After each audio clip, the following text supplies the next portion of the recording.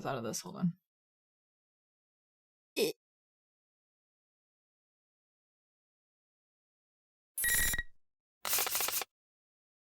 They'll become the new ants.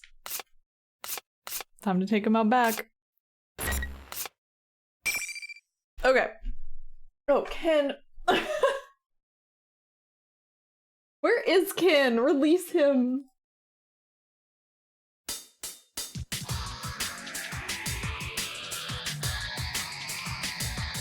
Persona 4 Arena Ultimax. Hi, Margaret. Damn.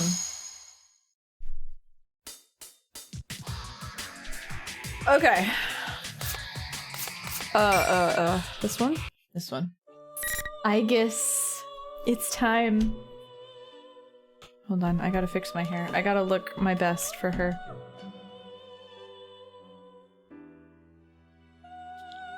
The best little poster. Ooh. Ew. Okay. Where's my desk a little, maybe? Is that good? That's good. Okay. She looks so pretty. Oh. I guess. Okay, here we go. Oh, man. Are you awake? Adachi? Hello? Why is Adachi calling I guess? Adachi? Wait, where's my phone? Hold on. Hold on. Hold. You know what I'm doing. I gotta look it up every time. Okay. Adachi. Why is he the first thing I hear? I'm sorry. I had turned off my consciousness to test the new equipment installed on me. Yes, that's why we use the emergency channel. We've been asked to go into action. Why is Adachi calling her? What is happening? He broke out of prison. I'm telling you, he broke out of prison. Has something happened? Who sent the request? We'll brief you on the details in transit. Also, regulations say that the member with the lowest serial number is in command. Currently, that's you. Adachi, what? I'm in command? Are you sure about this? After all, You're well suited for it, in my opinion. I can't take this seriously. Understood. Adachi. Oh my god, I have to read it's Aigus's voice. Thank you, Adachi.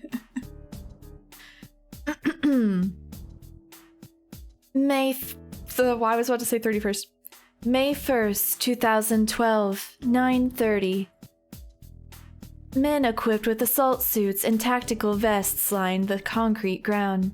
Their urban camouflage and unmoving poses give them the appearance of an orderly line of rocks.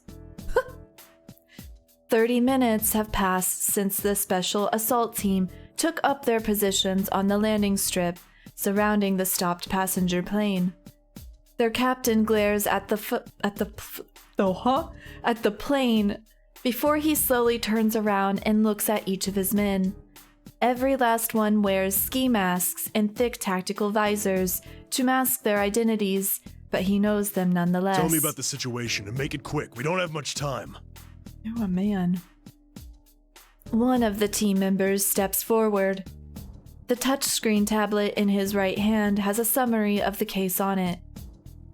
On May 1st, 2012, around 0900 hours, a wide-body passenger aircraft headed for Kagoshima sent out a 7,500 square squawk code during passenger boarding. Following the signal, the captain reported to the control tower that their aircraft had been hijacked. Since the uprising occurred during passenger boarding, only half of the passengers 168 exactly had boarded. The 10 crew members brings a total of 178 hostages thought to be on board. Squawk. Some passengers seated near the hatch had succeeded in escaping. The following points were gained from questioning them. Take care not to be seen by the hijackers. There are 3 hijackers. All of them are covering their faces with ski masks. All of them are armed with what seem to be pistols. From their voices and builds, they appear to be males. They all spoke fluent Japanese. Currently, the aircraft in question has moved to the front of the landing strip at the hijackers' insistence and is stopped there. The authorities have attempted to negotiate with the hijackers by radio, but they have made no demands. The team member finishes his report. The captain nods silently and addresses his team. There hasn't been a plane hijacked in this country in over 10 years. None of us, not even me, have dealt with this before. Still, the procedure remains the same. Trust yourself, remember your training, and keep a cool head. The captain turns toward the plane again. Taking that as a cue, the team scatters to their specified posts to take up positions. The only thing to do now is to see what happens.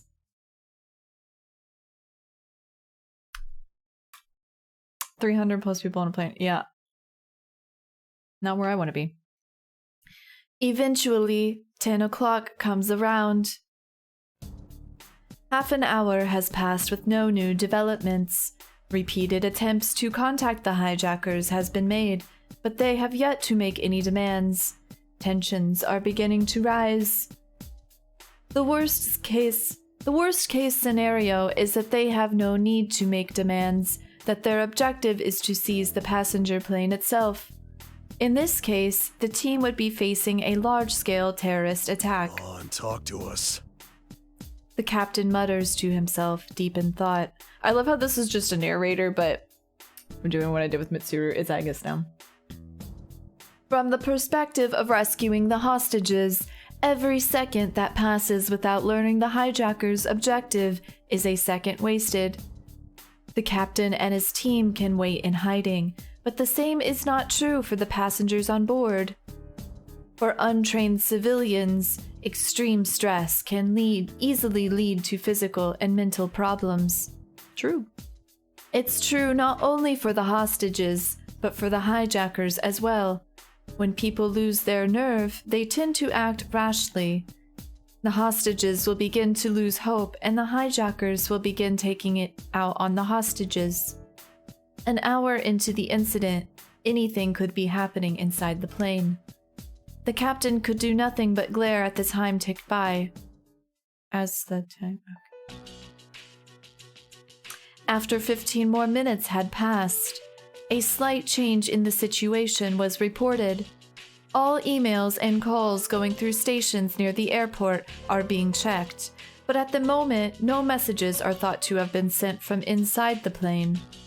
It appeared that the hijackers had confiscated all cellular phones as per standard hijacking plans, but— Sir, there's a report from HQ. They picked up a transmission from one of the passenger's cell phones. It's a smartphone with GPS, so they can tell it's inside the plane. Confirm those details for me. There are 2 possibilities. The hijackers are using a passenger's phone to contact associates outside, or a passenger is contacting someone in secret. The latter possibility is more likely.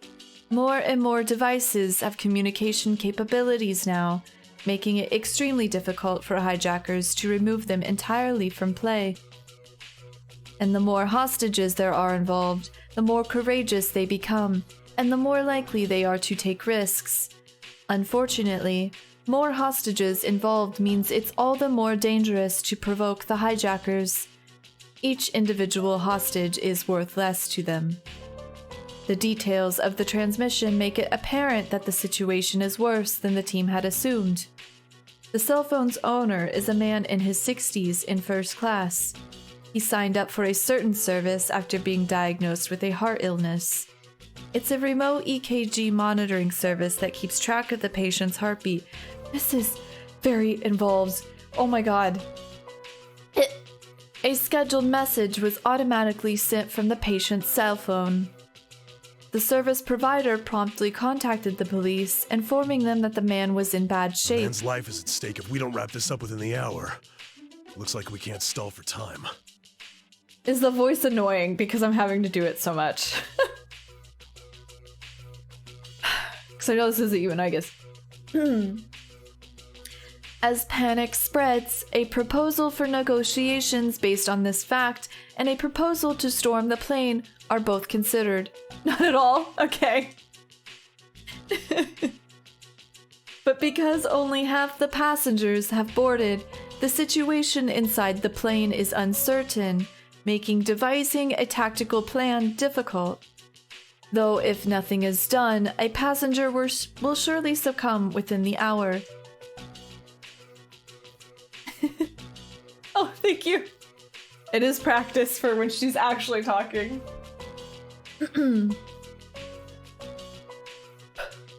A blunder like that must be avoided at all costs. That was the thinking that guided the police officials to make their decision. That same day at 10:30. What? Withdraw? This is a hijacking! What are you thinking, withdrawing our people? Yes, I understand. Wait, what's going on?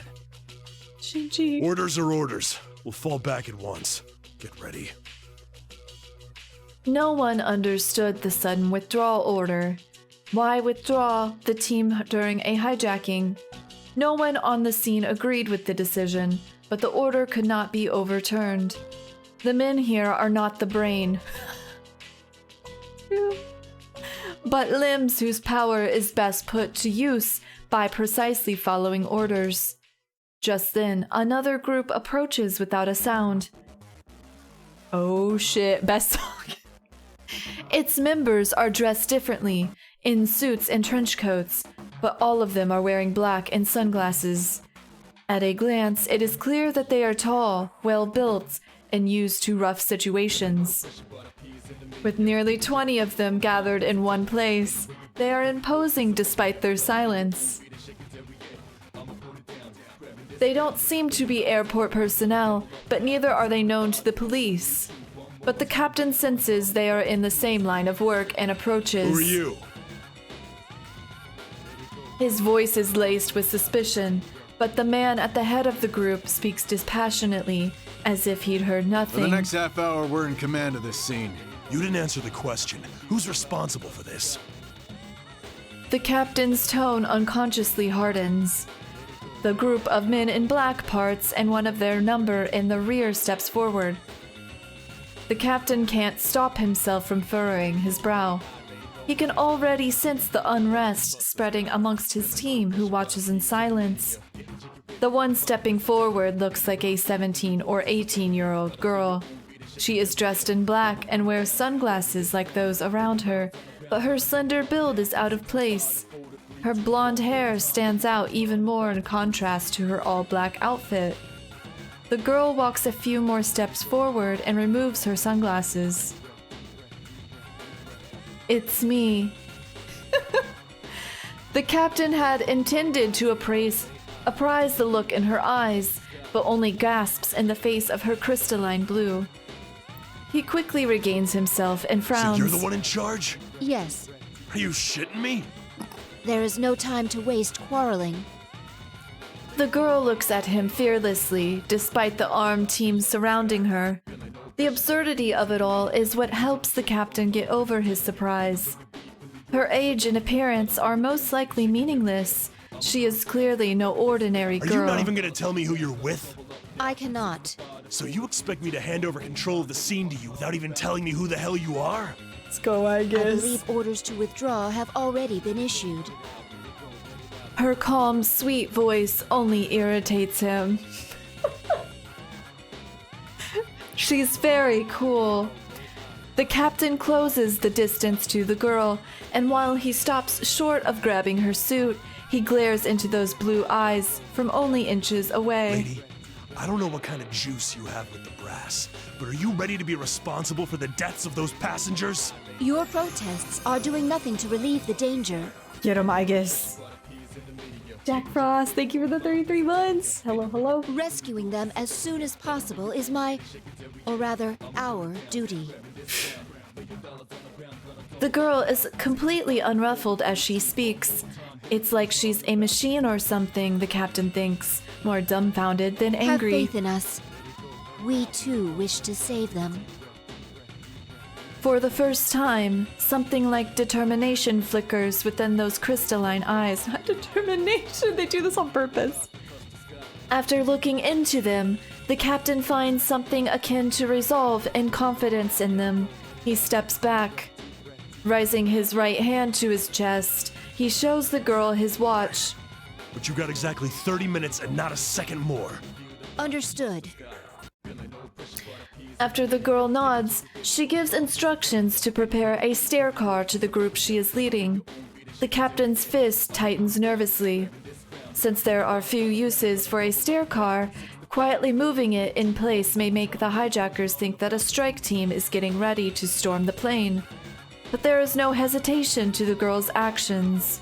Well then, move in as naturally as possible while staying in their blind spots. Eventually, a roofless stair car advances slowly towards the passenger plane. Closest we can get without them noticing will be about 10 meters from the plane.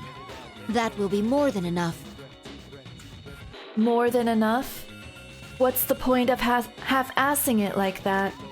The captain's annoyance begins to turn to curiosity. If she is replacing the SAT, then she must have a plan beyond simple brute force, but... Now, let's begin. The stair car stops. The girl gets out of the driver's seat. She walks slightly behind the vehicle, turns towards the passenger plane, and squats down. What's she doing? The captain brings up a pair of binoculars to see what she will do. At first, he assumes she is going to use the stair car's movement as a decoy and send her team in from a different direction. Like humans, most vehicles have significant blind spots above and underneath. Yet that doesn't seem to be her plan. Does she plan to make her move while using the stair car as cover? SAT test, yeah. Is she possibly going to snipe them? The captain discards the possibility. It would be foolish to set up a sniper perch at a lower angle of elevation, where the girl is now. While the captain mulls over the question, the girl makes an unexpected move. She appears to lower her stance slightly one moment, and in the next, she is no longer in sight. By the time the captain realizes she is running, she has already reached the top of the stair car. Her slender body launches like a cannonball from the top of the stairs. What? Oh my god! She jumped? She flies! She's so cool! Even the SAT members voice their surprise. The girl's leap arcs a distance over 10 meters. It's clearly beyond the abilities of a human being. Coming in the middle of a hijacking, the scene seems even more surreal. She's very cool. The girl lands on top of the aircraft and stands as if nothing unusual had happened. She looks at the aircraft beneath her and slowly turns her head to scan it from back to front. It reminds the captain of the movement of a security camera. He knows it should be impossible, but he wonders if she can see through the plane's ceiling. Eventually, the girl seems convinced of something and begins walking. When she reaches the boarding hatch at the front, she moves her right hand to her back. The captain notices that a special knife, coated gray from blade to hilt, is in her What you gonna hand. do with that knife? The girl suddenly lowers her stance and slides down the side of the aircraft. Just as she's about to fall, she thrusts the knife into the jamb of the hatch and dangles from This is it. crazy. She's so cool. Oh, Twitch is dying. I think it's me. I saw it go into the red again. Can the gnats leave the stream alone, please? Yeah, we dropped a lot of frames. I don't know what's going on. Hopefully it stops. Anyways, small blips these past 10 minutes. Oh, it's been doing that? Oh, shit. I mean, it might be me, because it's on my end. Deep breath, deep breath. Only a couple of times? Well, best I can do is just keep going. Yeah, if that happens, it's me. Once the thick, airtight door juts out of the aircraft, the girl nimbly jumps onto the plane. The captain is shocked by her dauntless methods. He begins to wonder if she intends to defuse the situation on her own. The captain lowers the binoculars and faces the reality before him with his own eyes. Who in the world is she? She's very cool. The doubts he had dismissed rise within him again.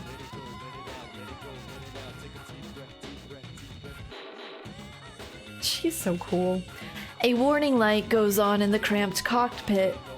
The two people there notice it at once. One of them is the captain, sitting in the pilot's seat. The other is the man holding a gun to the back of the captain's head. The light is labeled hatch open. Even an amateur could understand what it means. The man suddenly tenses and stands ready at the passenger side door. She's the most cock. He prepares himself for someone to charge through it, but he quickly regains composure and turns the gun back on the captain. The man casts irritated glances back and forth between the captain and the door for a while, but eventually approaches the door, his gun pointed at the captain. He cautiously cracks open the door and looks towards the passenger seating. Just outside the cockpit is the first class section, but the passengers were gathered in economy class at the time of the hijacking. First class is empty. The man squints. To ward off observation or worse, snipers, the window covers were down. Coming into the darkened plane from the bright cockpit forces his eyes to adjust. But from the corner of his eye, he sees a gleam of light shining in that's unlike the regular ones. And within that light is a silhouette. Oh shit. Before he can react, the silhouetted figure closes the distance. A hand grabs the edge of the door and opens it with tremendous force. Two quick, heavy blows follow. The man collapses without a word. The captain turns around in surprise to see the intruder, a blonde girl with an index finger to her lips, signaling silence.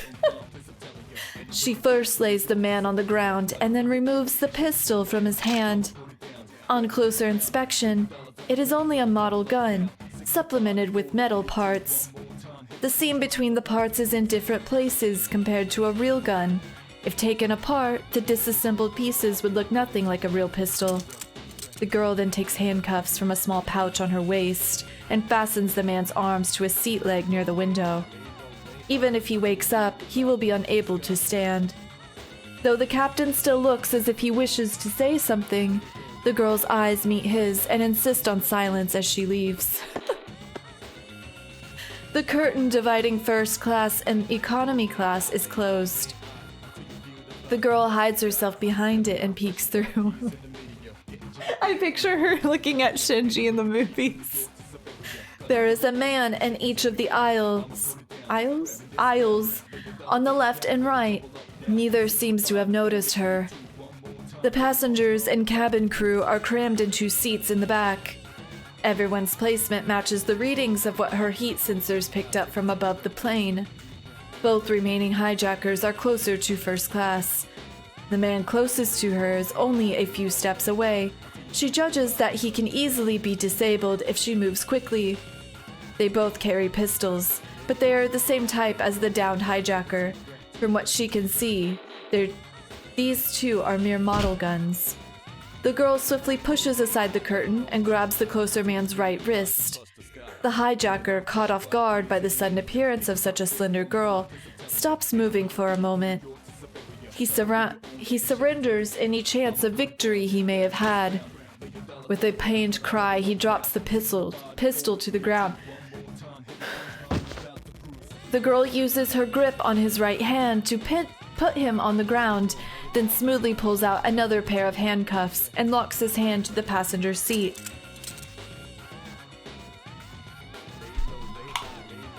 The man thrashes about, but despite his struggle, he is no better than a worm writhing on the ground. Damn. The last hijacker finally recovers from his shock and aims his gun. The girl pulls a button from the other man's sleeve and flicks it toward her opponent's face. The button travels at immense speed, though it was only launched from her fingers.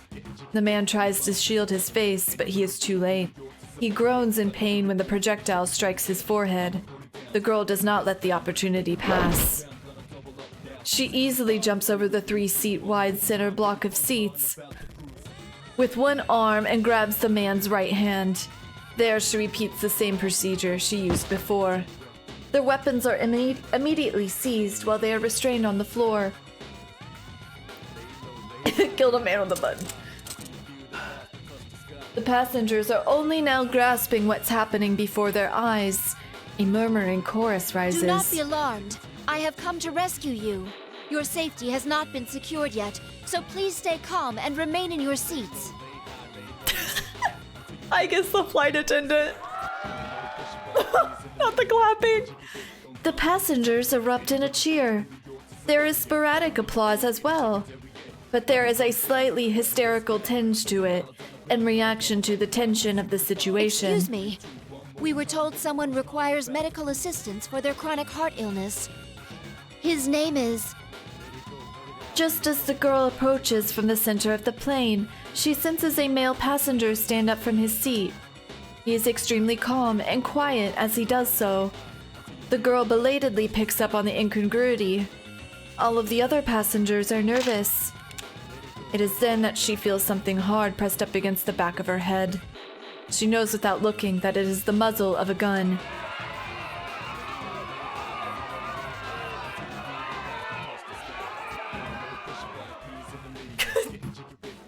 The nearby passengers' cries of relief suddenly turn to screams. Not the panic! I am impressed with your judgment to stay hidden until an opportunity arose. The girl is unperturbed as she continues to look straight ahead. The man stays silent and keeps the pistol pressed to her head. She knows there is no danger of being shot, but she is not yet sure where that he was only the...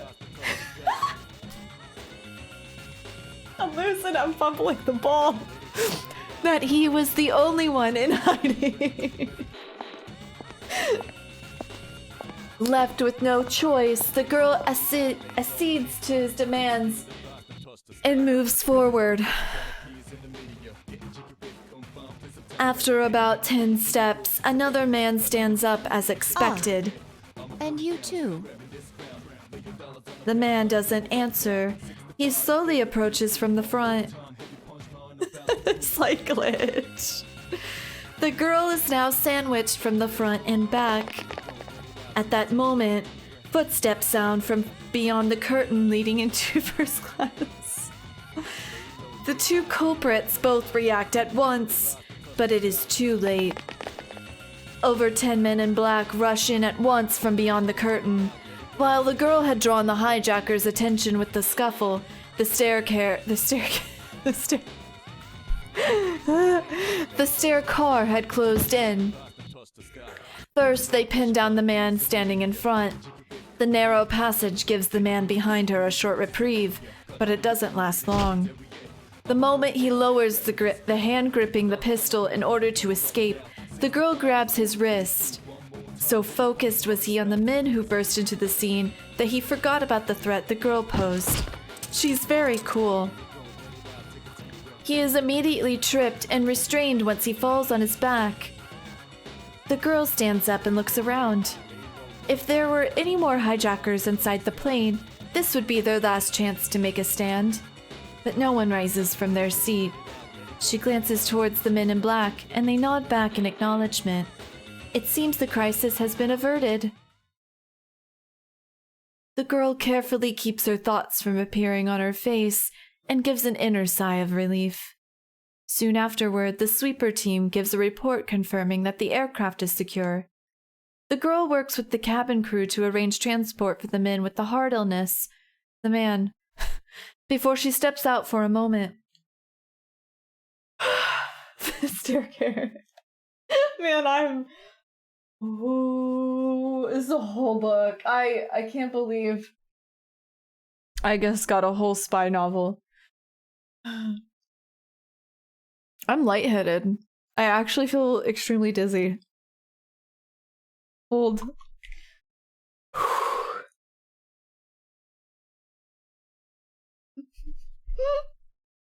She is very cool. It's the Ika's equivalent of she was very hot and sexy. Okay. I love Audible. I mean Twitch stream. That's me, the Audible streamer. Oh my god. I'm so dizzy.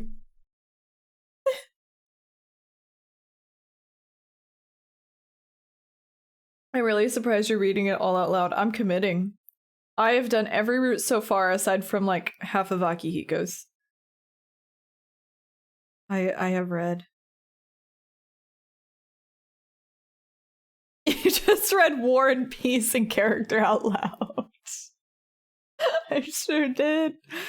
No wonder why I'm so exhausted after these streams. I don't get enough oxygen to my brain.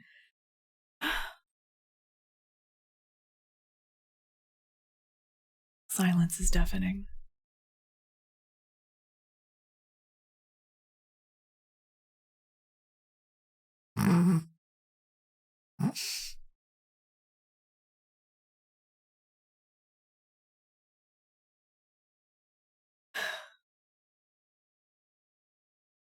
Alright, I'm good.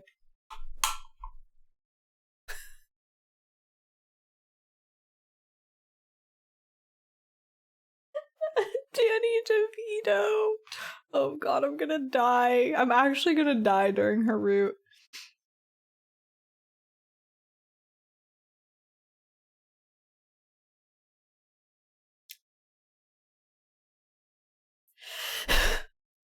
She stands on the staircar. The staircare, and turns on a blue designator light, waving it in circles towards the SAT's position. It is the signal that the crisis is over. She's done already? Hell yeah, she is. She almost passed out, but she's good.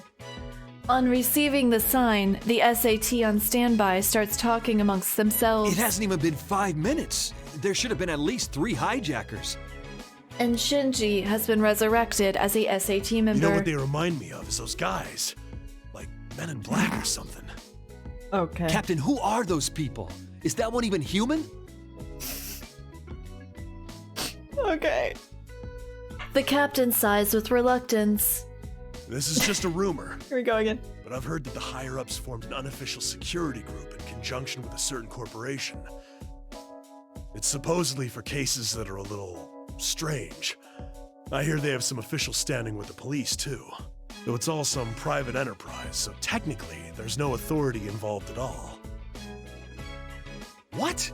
But this is Japan we're talking about. A search and destroy unit that answers to no department and keeps no records. I've heard them called shadow operatives. Shadow operatives. He turns on his own blue light as a sign sorry, of understanding and waves it left to right and right. The response light comes from up ahead. The girl then sees the captain spreading his arms in a shrug and smiles for the first time. She feels slightly bad for them. Her team may have shamed them, though they had nothing wrong done. I should apologize to them later, but then out of sorry, hold on. I'm struggling.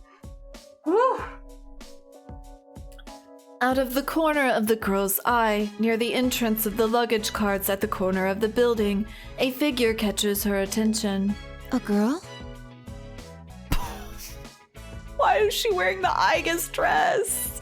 Why is she a ghost? The girl seems to be about her age and is wearing a plain cape-like dress. I wore that dress once. Oh, at the beach. For some reason, her appearance feels unsettling. Maybe because she looks like a ghost. To begin with, given the lightheadedness, I'm lightheaded. The heightened security, the parking entrance should be strictly sealed, yet the figure looks like a civilian. May I check on something?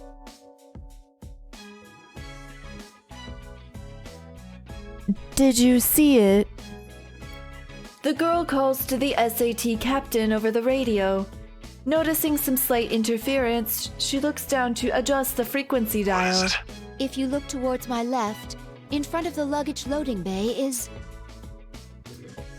But during the moment she looked away, the figure disappeared. She's not there.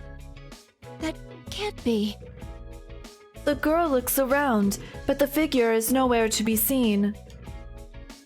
Where could she have gone in this open space, with nowhere to hide? What's the matter? Oh, I'm sorry. I was apparently seeing things. God, even just hearing her voice is making me sad. The girl shuts the radio off. Who was that just now?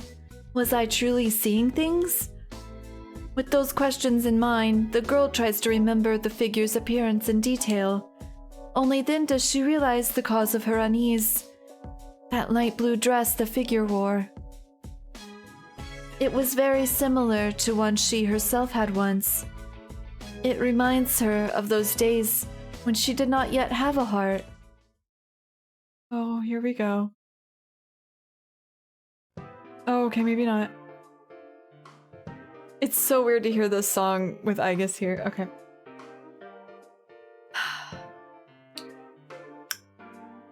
The girl puts those thoughts aside and returns to the aircraft. The mission does not end with taking the culprits into custody. In truth, along with defusing the situation, securing the safety of one particular passenger was her highest priority. This fact was not revealed to the SAT. The passenger was originally seated in first class, but would have been forced to move. The girl looks carefully through the restless passengers. It is not long before she finds the face she seeks. Looking relieved, the girl walks towards the passenger in question. Are you all right, Mitsuru-san? Aigis, I didn't think you'd be the one to come. The woman who answers has long shining hair that would make an impression on anyone. Even sitting quietly in her seat, her refined appearance makes her stand out. She's very cool and very sexy. But Aigis knows that woman well. In fact, I was surprised to be called on to deal with something like this. The suspects made no demands. What were they after? At first, I thought I was summoned because you were their target, Mitsuru-san. The higher-ups must have thought the same thing and panicked, especially considering there's cargo on that plane they wouldn't want made public. Wait a second, that cargo... Is something wrong? This hijack seems strange now that I think about it. They made their move before takeoff, which is odd timing, and they forced the boarding announcement to be stopped. I thought maybe it was their way of trying to pull it off with a small team. Are you saying that rather than a passenger, they were after that cargo? It's true that no one would consider the unloaded luggage during a hijacking. I guess I need you to check on my things, though if I'm right, it's already too late. In response, Aigis instructs her team via radio to secure all luggage transport routes. Moreover, she requests a search to ensure that no cargo has been taken. Even if you're right, why would they be interested in your belongings? My usual cargo wouldn't be worth hijacking a plane over, but I was carrying something sensitive this time. Normally, if they wanted it, they'd have to bypass a Kirijo facility's security or attack the vehicle transporting it. But by doing it this way, they can divert the entire country's attention with a few model guns. Mitsuru smiles. Aigis can tell that she is impressed with her audacity. With their audacity, despite herself. Mitsuru-san's cargo. Sensitive belongings for a vacation. I understand. Aigis. Hijacking a plane out of a desperate desire for undergarments. This incident will surely go down in history.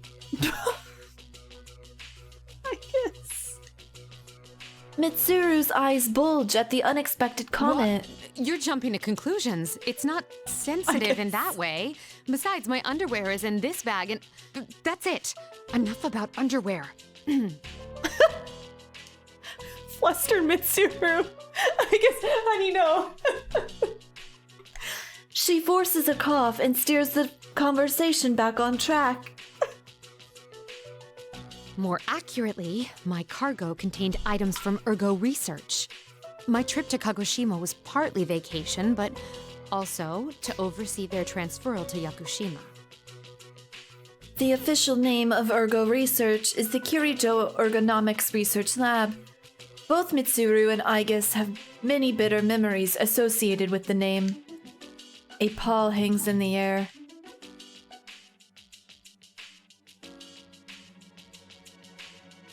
But a radio transmission from one of Aigis' team cuts the moment short. Aigis speaking. I see. Understood. Mitsuru looks at Aigis questioningly, and she nods. It's as you suspected. They found that one of the boxes scheduled for transport has gone missing. I thought as much. With a small sigh, Mitsuru rises from her seat. We must get it back, I guess. The rest of the team can finish up here. I need you to come with me. Aigis inspects Mitsuru's face carefully. Will you be joining the search as well? Well, I am personally involved, so yes. In other words, you will officially rejoin the unit and participate in this mission. To be more direct, is it accurate to say that you are abandoning your vacation? Mitsuru sighs with some exhaustion. Aigis interprets her silence as approval. Then I hereby transfer command authority to you, Mitsuru-san. Regulations state that the member with the lowest serial number is to take command. And since you are member number 1, the official leader of the Security Department Shadow Response Unit, also called the Shadow Operatives. I had a feeling I wouldn't be able to enjoy this vacation for long. Traveling with cargo from Ergo Research suggests that her vacation was neither relaxing nor cheerful. But I can't allow anyone to be hurt again by the things we, the Kirijo group, created. We'll get this cargo back at all costs. Sins of the family. Mission or no mission, I'm making it a personal priority. Understood. Aigis answers loudly and snaps off the police salute that she's finally gotten the hang of. Let's go, Aigis. Hi, George. Oh, here we go. That was all warm up for the real Aigis monologue or internal okay, yeah. Oh, this music. I am Aigis. My official name is 7th Generation Anti-Shadow Suppression Weapon. As my name implies, I am not human. I am a humanoid weapon, essentially a robot. Though with the right clothes, a surprising number of people cannot tell the difference. I was created in a research lab owned by one of the world's foremost conglomerates, the Kirijo Group. I was made to exterminate a certain enemy. Doesn't this theme play? Yeah, I was about to say, on the build-up to Nyx. They are called shadows, monsters born from people's repressed emotions, granted dark life. Athena. Shadows can only be defeated by those with the special power of personas. One's persona is said to be the power to wield the shadow within. They are two sides of the same coin. Though one cannot have a persona if they do not have a heart. I was given a mind to artificially develop a persona and a body close to that of a human, so that my mind could maintain a personality. A heart designed for battle. A body designed for battle. I did endure some suffering because of my original purpose, but I now have a place where I belong. Somewhere I can make full, beneficial use of my powers. Is it Nyx? Yeah, when they finally reach the top. Aegis has really internalized the Nyx experience. Aegis. Thank you for the 6 months, the Prime. Yeah, honestly, this music is giving me, like, anxiety again because of what I associate it with. That is the Security Department. Shadow Response Unit. Our nickname is the Shadow Operatives. The Shadow Operatives were formed at Mitsuru Kirijo's directive. She is the Scion of my creators, the Kirijo group, as well as the one who has been given full responsibility for handling the shadows. Our objective is to identify and resolve incidents involving shadows. We do this by eliminating them. All of our members are persona users or have similar qualifications. During operations, our guidelines state that the member with the smallest number has command. The number that I was issued was number 5. Though I'm not human, I am treated as a member and not a piece of equipment. Moreover, my number is in the single digits. It's possible that there will be missions like today, where I must take command of dangerous operations. In other words, I am recognized as having the same life and dignity as humans. Because Mitsuru-san and the others have such trust in me, I want to repay that trust with results. There is another reason I am working my hardest on this case. Soon after the hijacking was resolved, the stolen cargo was identified. Its contents surprised me. The 5th generation anti-shadow suppression weapon. The unit named Labrys. She is one of my sister units. She was sealed over a decade ago, and has been in storage with other artifacts ever since. Labrys, a humanoid weapon, just like me. It is possible that she has a heart, and if she does, I want to save her before she is misused. This is a mission, yes, but more than that, I feel that it is a duty I must carry out. Oh man. Sorry, GA.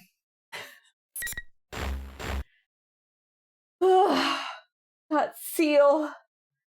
They're saying all the words.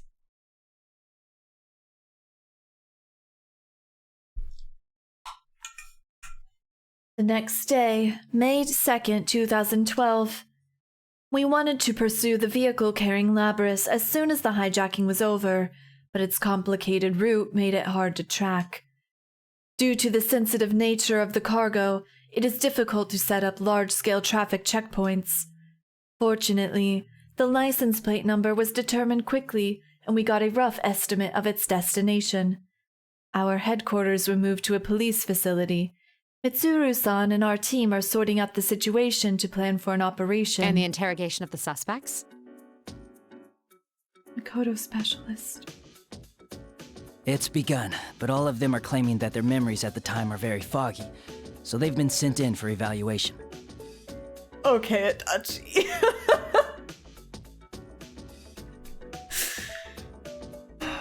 I can't believe he broke out of jail again. Agent Adachi on the case.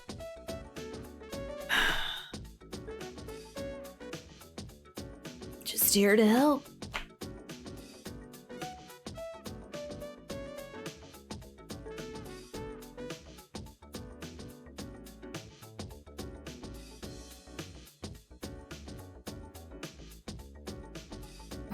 I'm recovering. I feel like I pulled a muscle in my eyeball or something.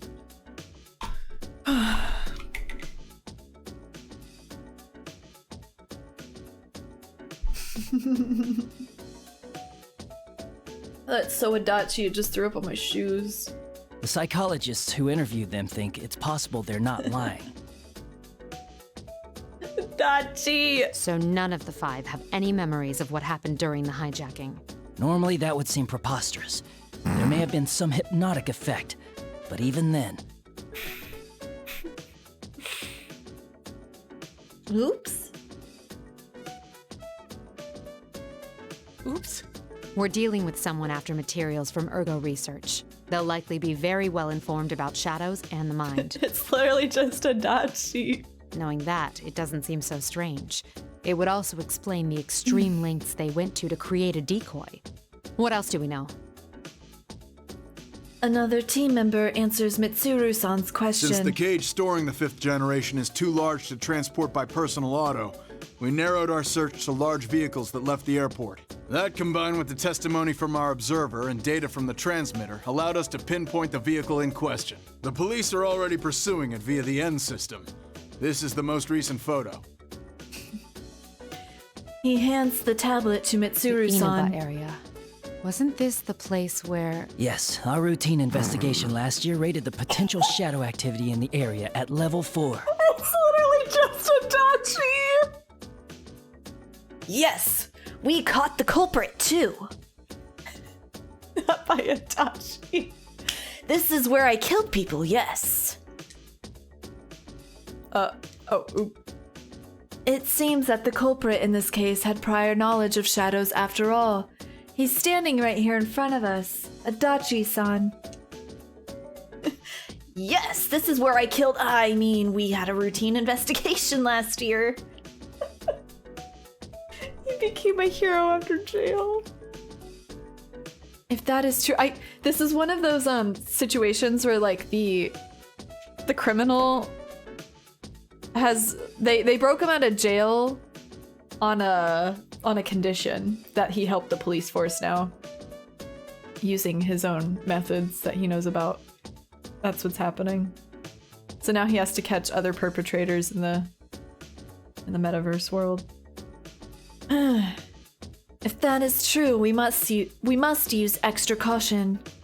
Many people do not know about shadows, though they are enough of a threat to possibly destroy the world. Then again, I experienced that for myself 3 years ago. Oh, here we go. If someone is trying to manipulate them, we must prevent it at all costs. Let's talk about the stolen 5th generation unit. I guess, as the 7th generation, would be her younger sister. A sister. My older sister. Remember the last time you had a sister, I guess? I'd like to know why she was sealed. Sealed. 5th generation anti-shadow suppression weapon, Labris. The records show her to be the first model fitted with an artificial personality. Is that Yuri Lowenthal? Is that 40-year-old Yosuke? In other words, she has a heart? There's no knowing if it was developed enough to call it that. She seems to have been made to gather test data rather than actual field use. 40-year-old Ryoji. We have 3 VAs. What are her combat capabilities? She wasn't given firearms, since her regulatory system was inadequate. So she was instead loaded with some kind of special equipment. Unfortunately, the majority of the records pertaining to her are missing, which means that's the extent of our knowledge. Special equipment? We also don't know why she was sealed. Many of the documents regarding the old Ergo research were lost, probably to cover up incriminating evidence. We don't even know what she looks like. All we do know is that she was a life-sized android. She's got a killer Boston accent. We'll just have to find out along the way. Mitsuru-san swipes her fingers across the tablet a few times and shows it to an aide. I'll need these 3 individuals' cooperations. I'd like to join them in the field. Are you sure about this?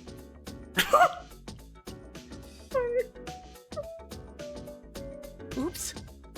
Try not to make a scene when fetching them. Not all of them Adachi. are part of our organization. Get it together, Adachi. You want me?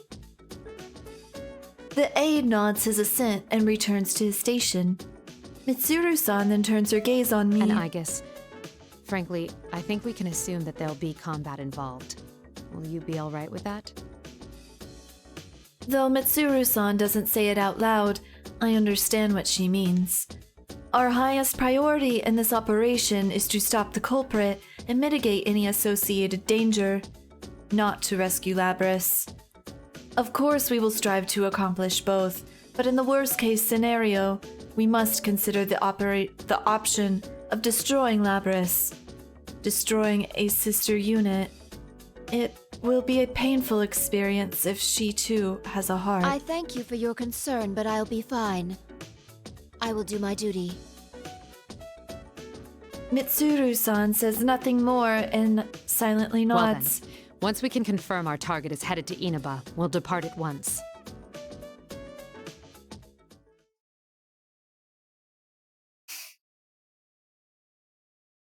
Adachi not making a scene. May 3rd, 2012. As we get ready to depart for Inaba, Mitsuru-san and I go over last-minute details inside the police station. Mitsuru-san is absorbed with issuing instructions over the cell phone she is holding. Pessimism seeps into my heart as I wait. I begin muttering to myself. Will we be able to find Labris? My sister? Sup, dude? Mitsuru-san's surprised voice makes me realize how unlike me these doubts are. Will we be able to save her? Isn't that what you really want to ask? Don't worry. As I mentioned to Akihiko, fighting Labris is not our priority.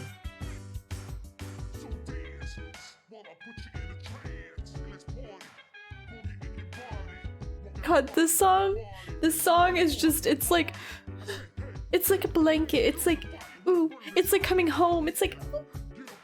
The reason I formed this shadow operative team is to save lives. We will find her, whatever it takes, and bring her back. We can do this. Where have you been? Yes. I'm sorry to be so pessimistic. Those feelings you have for Labris, you should tell her when you see her. I will. Friends bound by trust are irreplaceable indeed. I hope that Labris will become one as well. Eventually the preparations are made and our limousine departs on its journey to Inaba. That evening, we are in Inaba now and traveling down a midtown street. Though it is called Midtown, it is very different from an urban environment. It is a quiet, rustic road. The vehicle we are targeting is easily discovered. The transmitter that was attached to it when it left from the airport is, luckily for us, still active. But the vehicle has been abandoned and the cargo is gone as well. To trace it further, we must learn why the culprit came here. Specifically, we need to know the details of what happened last year. Though this was already assumed, so we already have a plan. Mitsuru-san orders the driver to park nearby. However, this poses an unexpected problem. Our vehicle is a long black 8-door limousine. It'll stand out in this countryside town no matter where it's parked. Mitsuru-san, our activities are supposed to be undercover, correct? Yes. For undercover missions, it will be necessary to keep all personnel and vehicles from being noticed. Yes. Right. Mitsuru-san, may I say Here we go. something that I've been meaning to say for a while now? No. No. Understood. Understood. All I told them was to give us a car with enough space.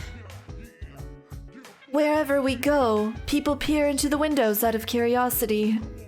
No. We avoid the public eye as much as possible and finally park in what looks like a site for vehicle disposal on the outskirts of the town. Our contact has arrived. Oops.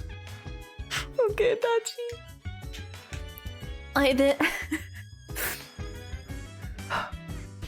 I then notice a middle-aged man in a gray suit standing outside of the window. I recognize his face. He is one of the 3 collaborators Mitsuru-san contacted before our departure. I scoot over to the door and open the window. Oh my! This was not our designated meeting area, yet he has discovered us. I love how she delivered that. Oh my! Suddenly, something not unlike exasperation or disappointment appears on his face. You want to know how I did it? How you hid the body? It's Kurosawa's theme.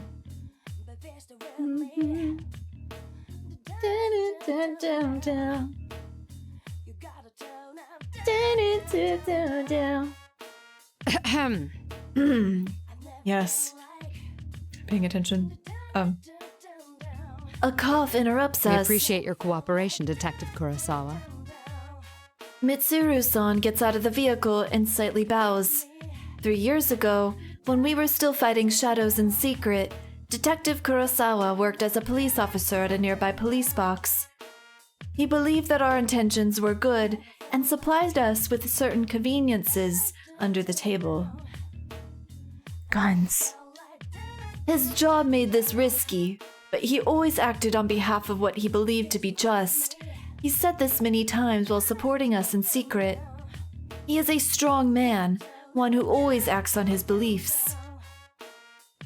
But now our organization has official government sanction. He can now cooperate with us without being considered a dissident. In fact, now that Kurosawa-san's prior actions are justified, he's been promoted for his expertise. I have heard that he is now a plainclothes detective working at the Central Precinct. Long time no see, miss. And Aegis, was it?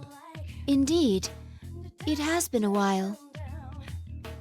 Kurosawa-san fixes his eyes on Mitsuru-san and me. It is faintly awkward. We are both dressed for combat, and I am not wearing any clothes to cover my true form. Oh, sorry for staring. A humanoid weapon. I was skeptical when I heard, but seeing you in person doesn't leave any room for doubt.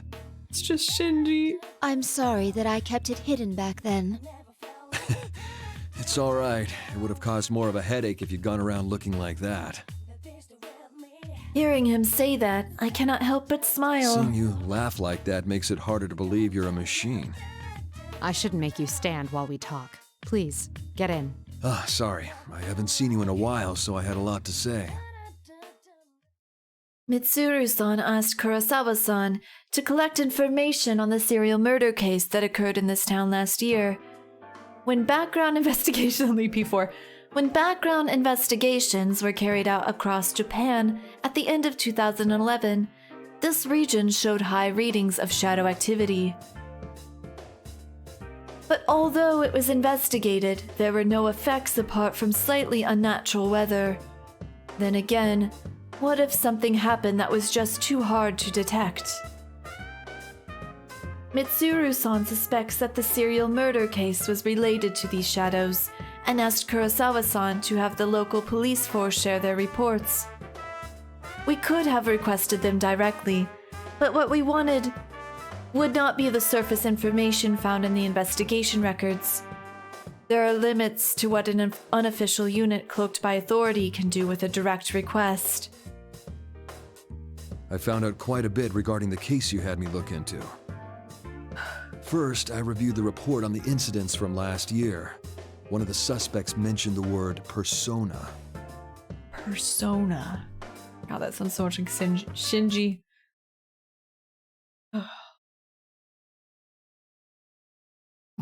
What is this?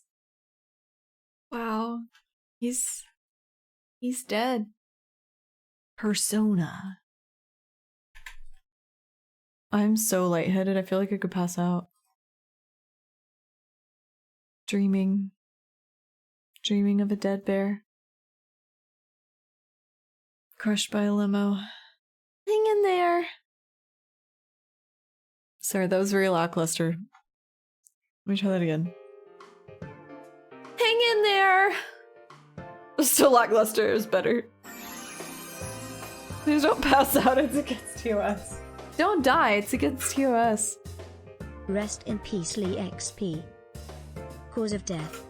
Aggie story mode.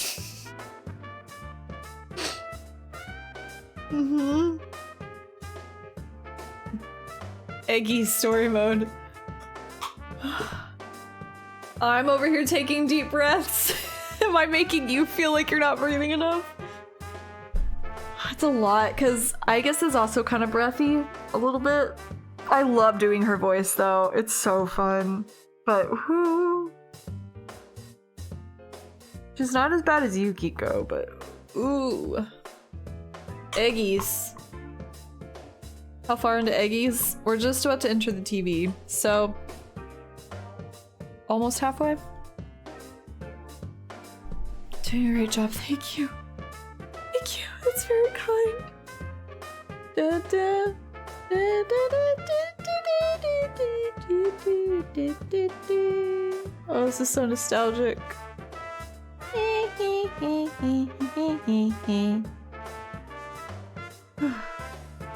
Scrambled eggies. Oh, it sounds so good. Oh my god, there's no invisible walls yet. Yep.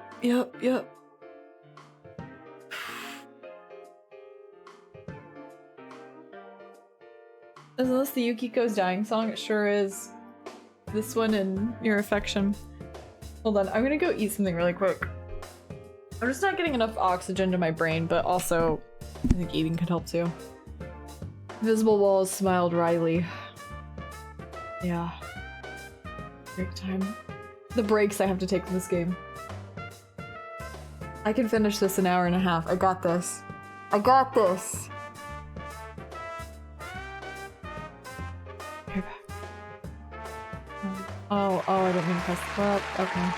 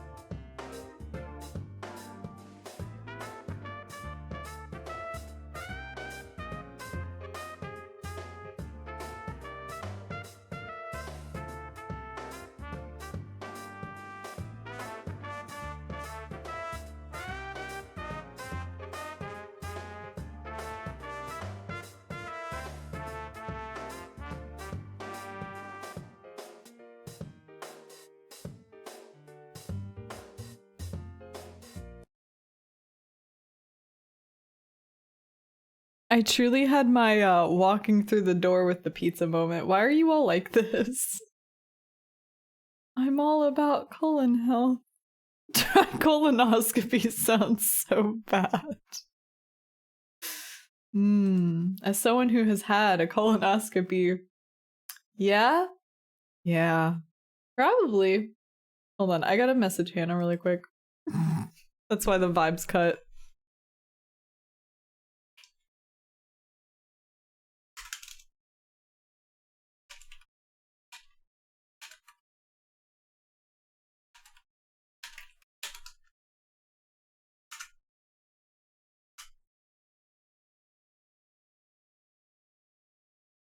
Okay.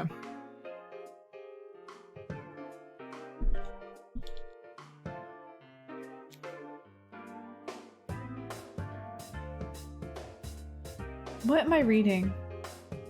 Nick, you can't just ask people that in a public chat room. We've talked about this.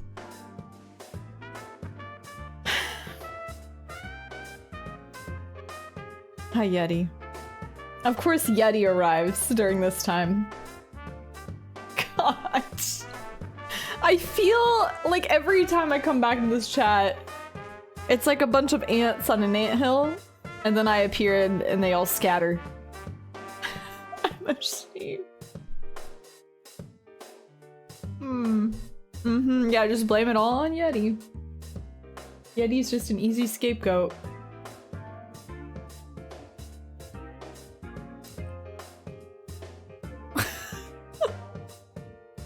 Not the ants. You're the kitchen light where the cockroach is. Yeah, there it is. There's the analogy of all time. By the way, speaking of cockroaches, I killed another gnat. Everywhere. They're everywhere. They're taking over my home. Anywho.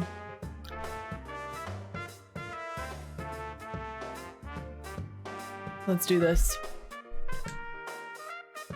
I lock gazes with Mitsuru-san. So what went on here last year? It's probably Use the related, shotgun. but I wasn't Yeah. done there. Parts of this guy's testimony were even more outlandish. If you can take what's in the record at face value, it seems Persona users can This enter guy, TVs it's within the Adachi. Inaba region. I just realized. Adachi. Enter TVs? What does that mean?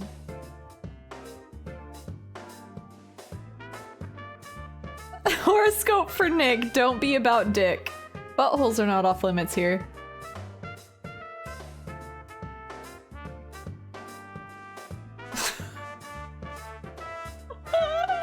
Horoscope for Nick and Mukul. So sweaty and gross. Hang on, I have a beer that'll fix that. Not Nick and Mukul sharing a beer while both being sweaty. Hold on, I was gonna do the... Alright, ready? Adachi.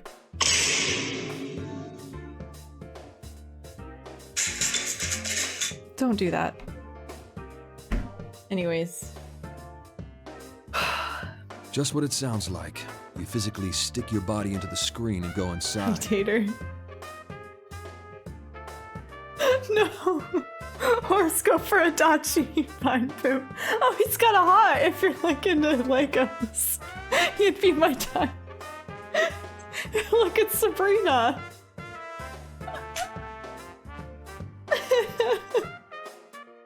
Man.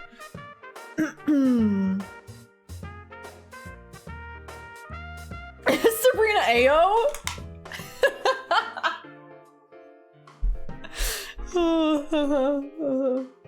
Yeah. Alright. I'm not looking at chat anymore. I'm looking away.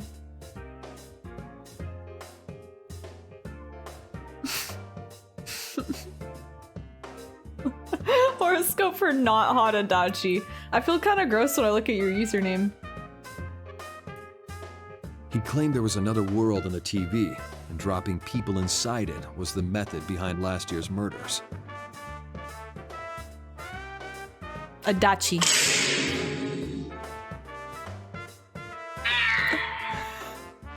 Yoda, no! Why did Yoda appear? This all sounds rather absurd. I'm surprised it was included in the police report. I can't believe I checked my phone. I got in touch with the detective in charge at the time and said the same thing. Apparently, the report was filed by a young partner of his at the time. Adachi! He'd entertained the wildest testimonies like this one. Adachi! It's getting out of hand. He sounds like quite the oddball. Adachi!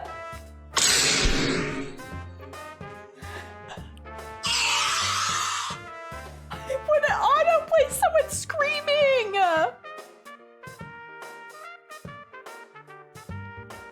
It autoplayed 1 hour of silence, occasionally broken up by emoji screaming. And the top comment is, I ate a cat.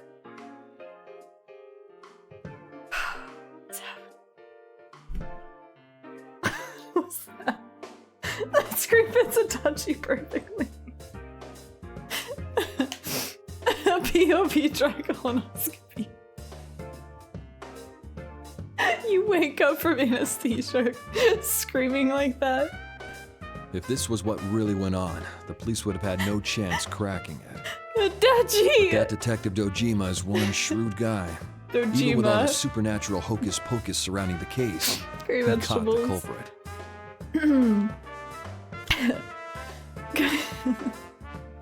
I cannot voice I guess I have to be so serious.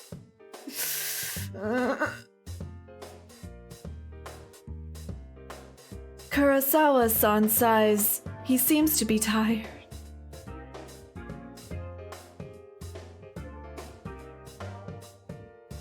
Why would it make me say that in Igus's voice? Jesus Christ. He seem... Maybe he should close his eyes. He seems to be tired. That's all I have for you right now. I should be going. I doubt either of us has time to reminisce over the old days. Not the old days. It's funny, though. I thought the fighting was over, but you guys surprise me every time I see you. Thank you very much, Officer Kurosawa. Why don't we at least see you off? True.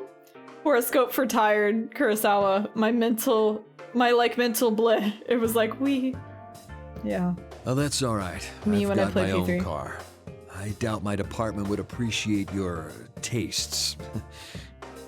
If I ever showed up for work in something like this, I'd be the talk of the force until the day I retired. Just keep dragging her. Keep pushing your luck, buddy. He opens the door and exits the vehicle. He gives a short farewell and leaves without turning back. Mitsuru-san, this could be bad.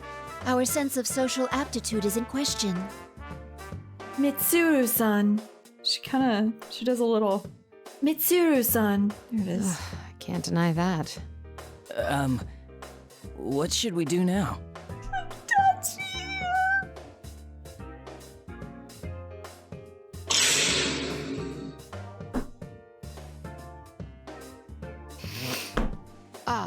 Yes. He's a character too. First, we'll need to test the forgot he was claim here. that He's always Persona here. users can enter TVs. Hearing this makes me realize something. Although I had called it a vehicle disposal site, looking around, I can now see there are also household electronics, like refrigerators, discarded here as well. Also toasters. In a corner is a stack of TVs. There is a discarded TV over there. If the environment does not matter, we can use it to test the phenomenon. Horoscope for Shinji's spirit watching this game unfold from heaven. I don't know if I have enough brain cells for this. Adachi every day. God bless. Thank you, Julia. Thank you.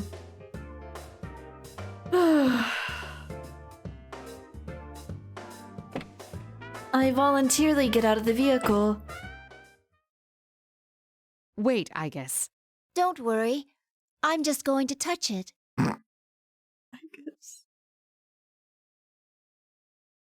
I extend my right hand and touch the screen on the biggest TV I can see. My fingers brush the glass screen.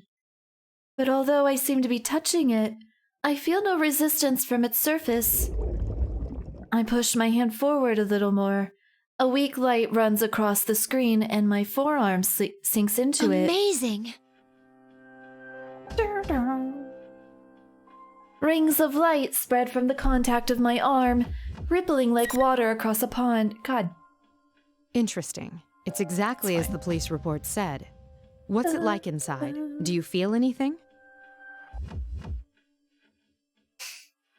What am I am not looking at you anymore. Not particularly. No, wait a moment. My sensor detects a sensation I've never felt before. But the knowledge of what it is has already been recorded within me. It's the same as mine. It's hard to say definitively since this is my first encounter with it, but... Does that mean our retrieval target is inside the TV? Huh. Sounds like fun. I've been waiting for this. I love when it just appears. I hear a voice come from an unexpected direction. Mitsuru-san and I look towards it. What we see is a silhouette wearing a low hood that covers his eyes and a tattered cape. It billows in the wind, looking just like a character in a Western movie. He is standing atop a mountain of trash, his arms crossed. Is that Akihiko? He jumps down nimbly and walks towards us. You didn't show up at the rendezvous point, so I went looking and found you here. This whole TV thing is pretty interesting. What are you all doing? Are you entertaining yourselves? Adachi's the clown that grabbed my ankles and refused to let me go. We are not the same. I don't need to open it to finish it. I would never forget the man laughing so fearlessly. Like Mitsuru-san, he is a friend I once fought alongside Akihiko Sanada. He was a student boxing champion in his school days and a staunch ally, powerful even without his persona. He is also our second collaborator on this case. It's been a while, Akihiko-san. Oh, she's so happy. Yeah, good seeing you. Oh. Sorry, that was me. I don't think it's Twitch. My internet's just dropping for some reason. Unless if it's the Twitch end and I can see it on OBS, but I don't know. Is it doing it to anyone else? Probably not.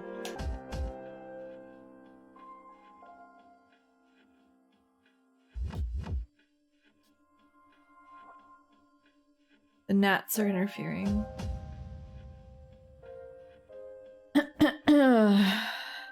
Twitch can't handle me. The servers. Gnats in the router. It's more fun to blame Bezos and Twitch. True. I won't take that away from you. Sorry, we're back in the green now.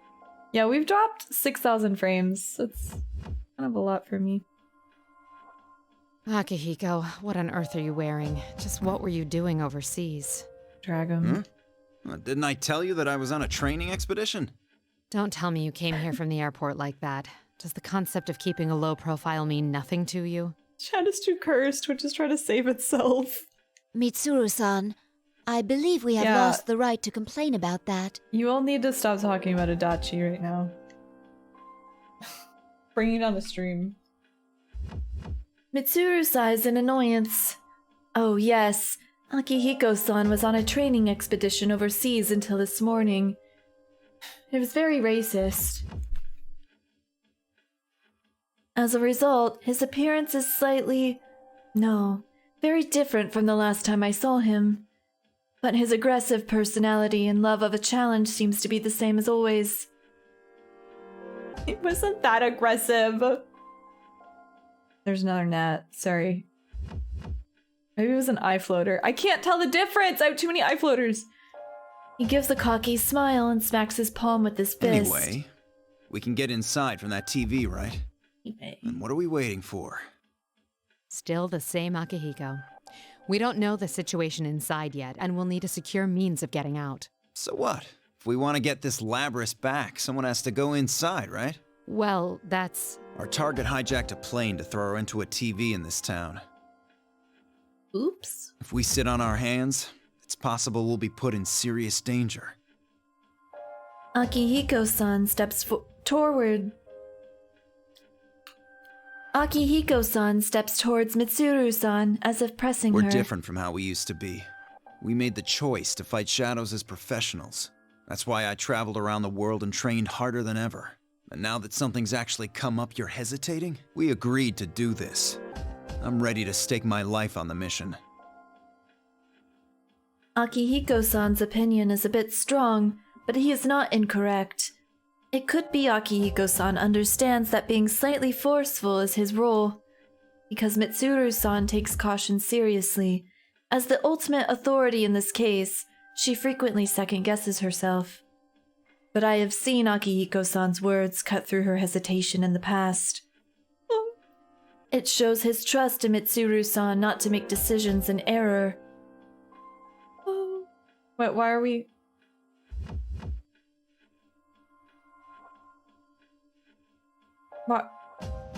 Why are we lip-syncing? All right. Wait right here. I need to go make a phone call first. What are you all doing now? I feel like I'm over here doing something, you know? Very, very serious, very important. And then there's a whole room of hyperactive children behind me. And they're doing their own... They're running, they're bouncing off the walls. And every time I look over, I'm like, what is going on back there? Must take you back to... I was literally about to say, this is like the time that I taught a middle school science class, and they threw spitballs at me every time I put my head down to work on whatever it was I was working on. Every time I stopped looking up and I looked down, there'd be little spitballs that just like would land in front of me. It's like that, except not as antagonistic. Chat has Sumis. Yeah. Okay, but make it quick. What is this?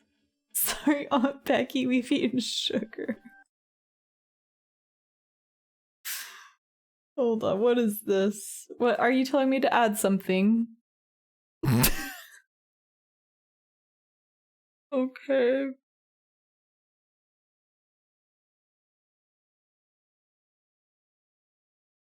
When you don't feel like sneaking.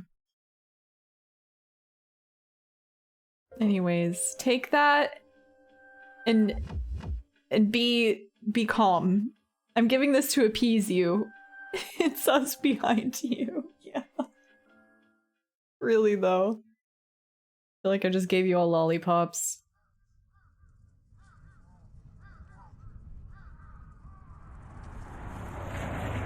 We're watching this again for the 4th time. The other members will wait here in the car. Yeah. If we all barge in and something happens, they'll be devastated. Now that you mention it, at least one of us should be staying behind as well. I am not staying.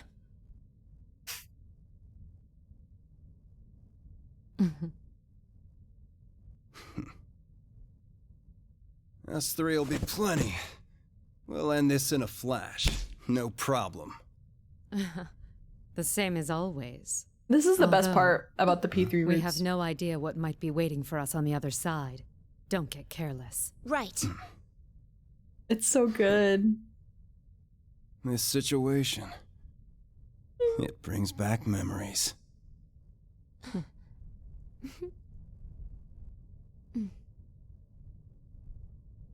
Ready!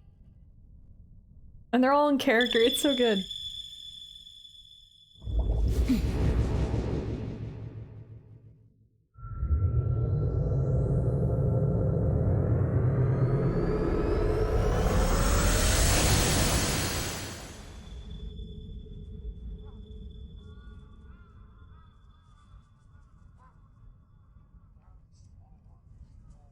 I wish I had the teddy getting ran over. Why enter the TV?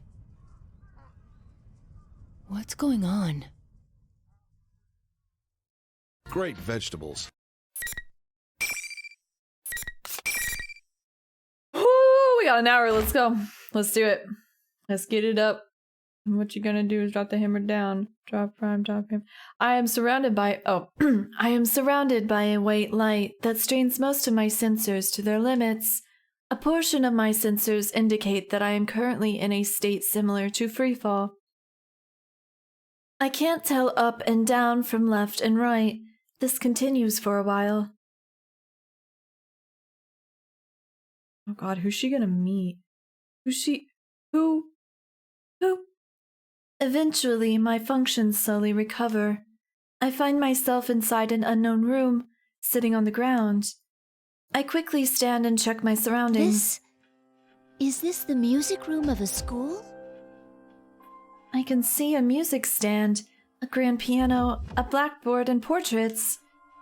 There is an air of over-exaggerated theatrics to it, but I may not be far from the truth. Is this the world inside the TV? After the surreality of entering a TV screen, this comes as quite a surprise. No sign of Mitsuru-san or Akihiko-san. Did they land elsewhere?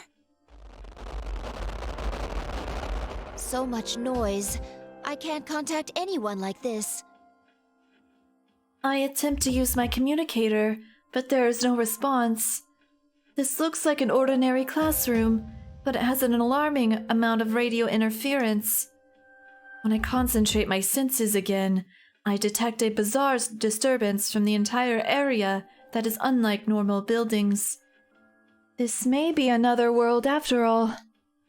In any case, I must join up with Mitsuru-san and Akihiko-san. But just as I begin to make plans to do so, the monitor hanging from the ceiling switches on. What appears on it is, how to describe it, a bizarre figure that looks like a living costume. I spy an unknown yet bewitching babe. How unexpected! Unexpected!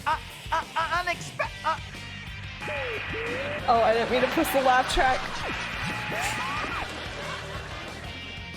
I didn't mean to do that one, no. I meant to do the fart. I made me like blow my nose on accident. I laughed so hard. It's comical. God damn it. Its comical tone does not last long before the voice becomes distorted and the image disappears. It reminded me of a malfunctioning machine. I stare at the monitor. I have a hunch that it will return soon. Just as I thought, the costume reappears, but its behavior is very different now. 04, unintended intruder. Entering elimination process. The shoes are so creepy. Forgot about that. Its mechanical sounding voice is completely different from the joking tone it had before. In that phrase, elimination process, it seems that a battle will be starting. I release the safeties from the weapons built into my body. Oh shit. That's when a large noise comes from behind me. Whoa! Kanji. A young man in a school uniform comes rolling in with a yell. A human? Ow! Jeez, they decided to open right then.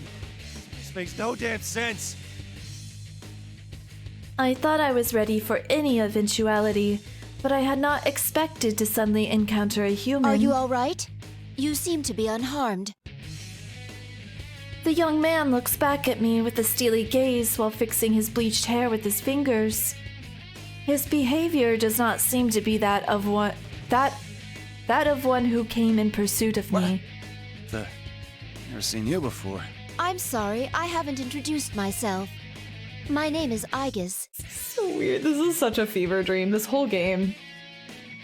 Only then do I remember that my appearance would seem very peculiar to a casual observer. I'm a transfer student. I have blue eyes, blonde hair, Gatling cannon. Good job. Huh? Good job, I guess. I'm sorry, forget what I said. In the past, that prepared explanation for students has been effective, Oh. but no longer. Oh. Okay. Anyways, I'm Kanji Tatsumi. This mean you're my next opponent? Okay, here we go. I guess. Gatling cannon. Opponent? What do you mean? Oh, you transferred from the US then. Got it. What do I mean? I'm talking about a scrap! You mean a fight? But we have only met Tatsumi-san. Actually, where are we? Ow. Ew, I have like a nerve jumping into my arm. Enough blabbering, you machine! Kanji! I raised you better than this. With a yell, he slams the folding chair in his hand on the ground. A cold, dull, metallic sound echoes and eliminates any possibility for talking this over. It's a fake girl like you calling me by my name! Whoa! Kanji! You go to your room right now. You do not talk to Igus like that. You made her No! This is unacceptable. You gotta go to timeout right now. I can't think of a song without thinking of Taekyung Jin. What is going on my screen right now? AJ, I told you to spare yourself, not come to stream and subject yourself to this. It's all a fever dream. It's all a bad fever dream. Oh. Protect yourself now. Get out while you still can. It did sound like you were scolding your actual child. I'm so disappointed in him. Oh my god! I go quiet. A fake girl. I understand how I might elicit such a reaction, but there is pain in my chest. Though I cannot help but smile at how instinctively I reacted that way. It seems I've become more human-like than I knew. Worried I might have to go up against my senpai, but I ain't gonna hold back against a robot like you. Robot feels like such a slur. Stop.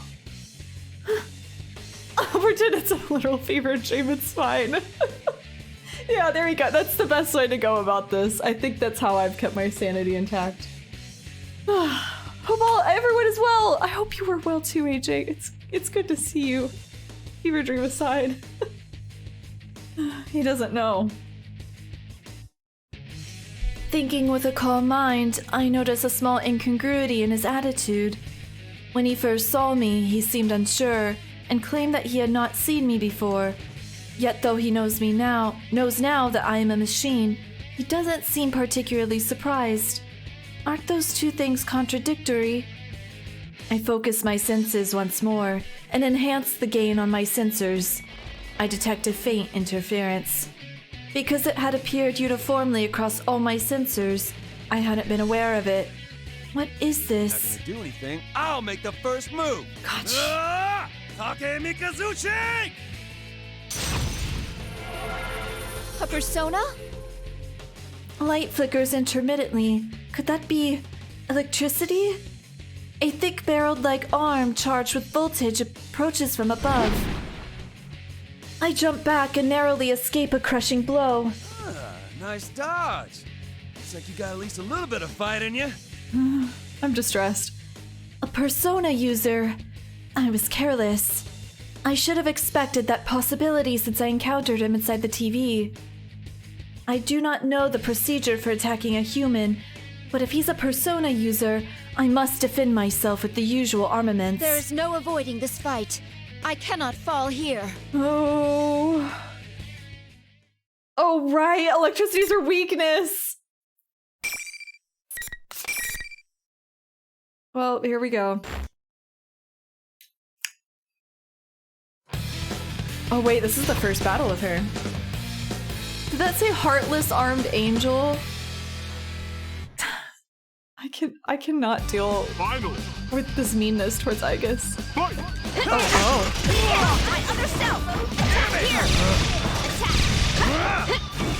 She's got like the Samus thing.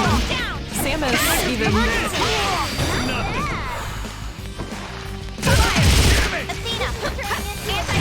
Error! Severe impact! Not electricity!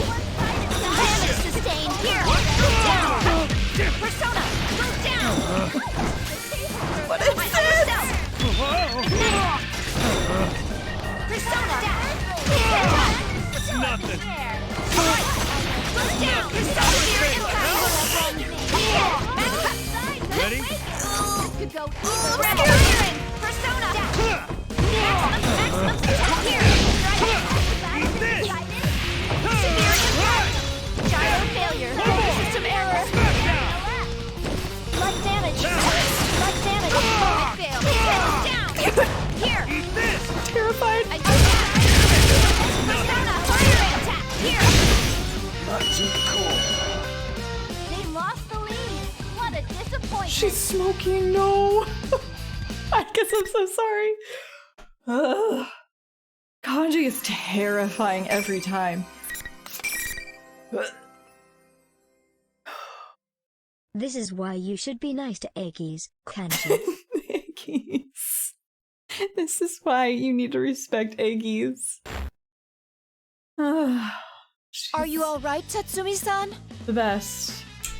Orange, thank you for the 7 months. Hello? It's like Junpei drove him.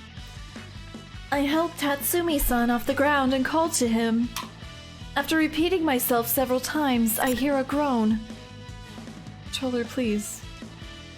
No! Damn it! Ow! Oh, whoa! Hands off! I'm sorry. If you can't stand, then I'll carry you. I pick up Tatsumi-san, who is still lying down with both arms. Whoa! Damn! You're a hell of a lot stronger than you look. Whoa, whoa, whoa, whoa, whoa! How come you're carrying me like this? Like a bride or something? Time to get married, Kanji. This is the spousal method of carrying. No, it ain't. It's the bridal.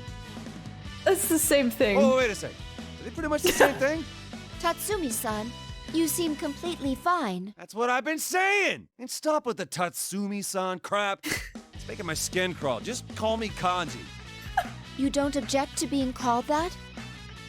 I'm an artificial person, after all. Huh? Who cares? If I say it's fine, then it's fine. And will you put me down already?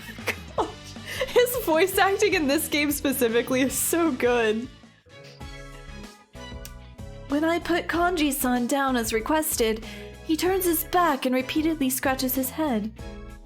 I feel as if his demeanor has changed compared to how it was before the fight.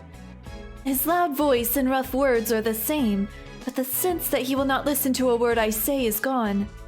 I feel that I can make myself understood now. Well then, Kanji-san, allow me to ask again. Where are we? And what did you mean by opponent? Eh?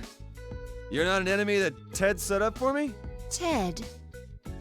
Are you referring to the bear who appeared on the monitor? This is a fighting tournament. Only the winners get to keep going. I lost this time. But oh well. I wouldn't make it in the big leagues. That sounds like something Akihiko-san would say. Oh. Yeah, it's still Troy Baker here. Huh? Sorry, I was just talking to myself. Gotta say, you pack one hell of a punch. Got me real good. Punch? But I didn't throw any punches. Listen though, the rest of this tournament ain't gonna be so easy. My senpai are waiting up ahead. There are more people here. Could you estimate how many?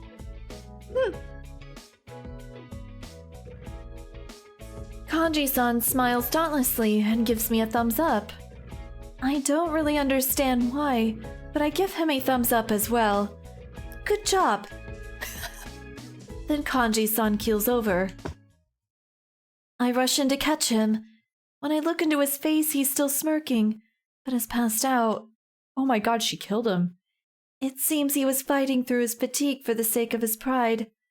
He doesn't seem injured, so I carefully set him back down on the floor. Suddenly, that costume, Kanji-san called it Ted, appears again on the monitor. Kanji actually died. Intruders are persona users. Due to difficulties in elimination, they will be acknowledged as valid targets. It's using that mechanical tone of voice again. The intruders must be me and the others, since I won't be easy to eliminate. Oh, since I won't be easy. Oh, yeah. It appears that he's changing tactics. But what could he mean by valid targets? The monitor's screen turns off again. Just like before, it flickers back on a few seconds. It is the same face as before, but a completely different attitude. Woohoo! What a fox! Came to join in on our fun? I'm A-okay with that if you're up for a little fighting. I'll wait for you in the next arena up ahead. This is more how he sounded at the beginning. He's gone back to normal, or at least recovered from the abnormality. Oh, silly me. If you're cutting in, you don't know who I am. Kill it! He does this to... He did it to Mitsuru, too. It was awful. It's terror. I Kill him. am General Teddy. Mitsuru Remember did that want to kill him, name well. actually. She was incredible for that. Not the Tartarus music. General Teddy. Apparently he really is a teddy bear. He doesn't seem like one, but a number of things he said caught my attention. Joining in on the fun and arena. These are in line with the tournament Kanji-san mentioned. Is this tournament being held here? But the monitor is silent once again and does not return. I do not think I will make any progress if I remain here. I poke my head through the door where Kanji-san appeared to check my surroundings. What looks like a school hallway leads straight ahead. There appears to be no danger nearby. I managed to hoist Kanji-san's body over my shoulder and try to leave the room. Oh, she was trying to take him with her. What? Invisible walls! Something gets stuck and prevents me from proceeding. I stop and check, but I cannot see any obstructions.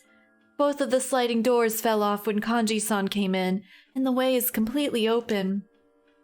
It should be wide enough for me to pass through easily, even with a person over my shoulder. Yet I cannot proceed. Something is getting stuck. I slow my walking speed and check to see what part of me is getting caught. That is how I discover something surprising.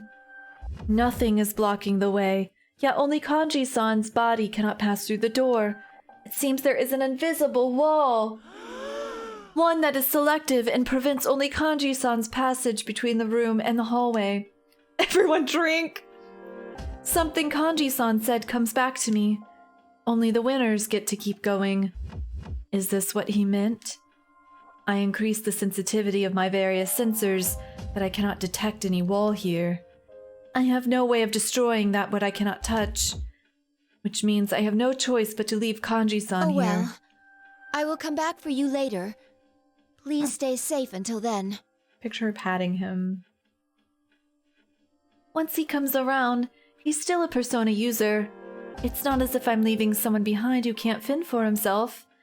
I reluctantly convince myself to move on.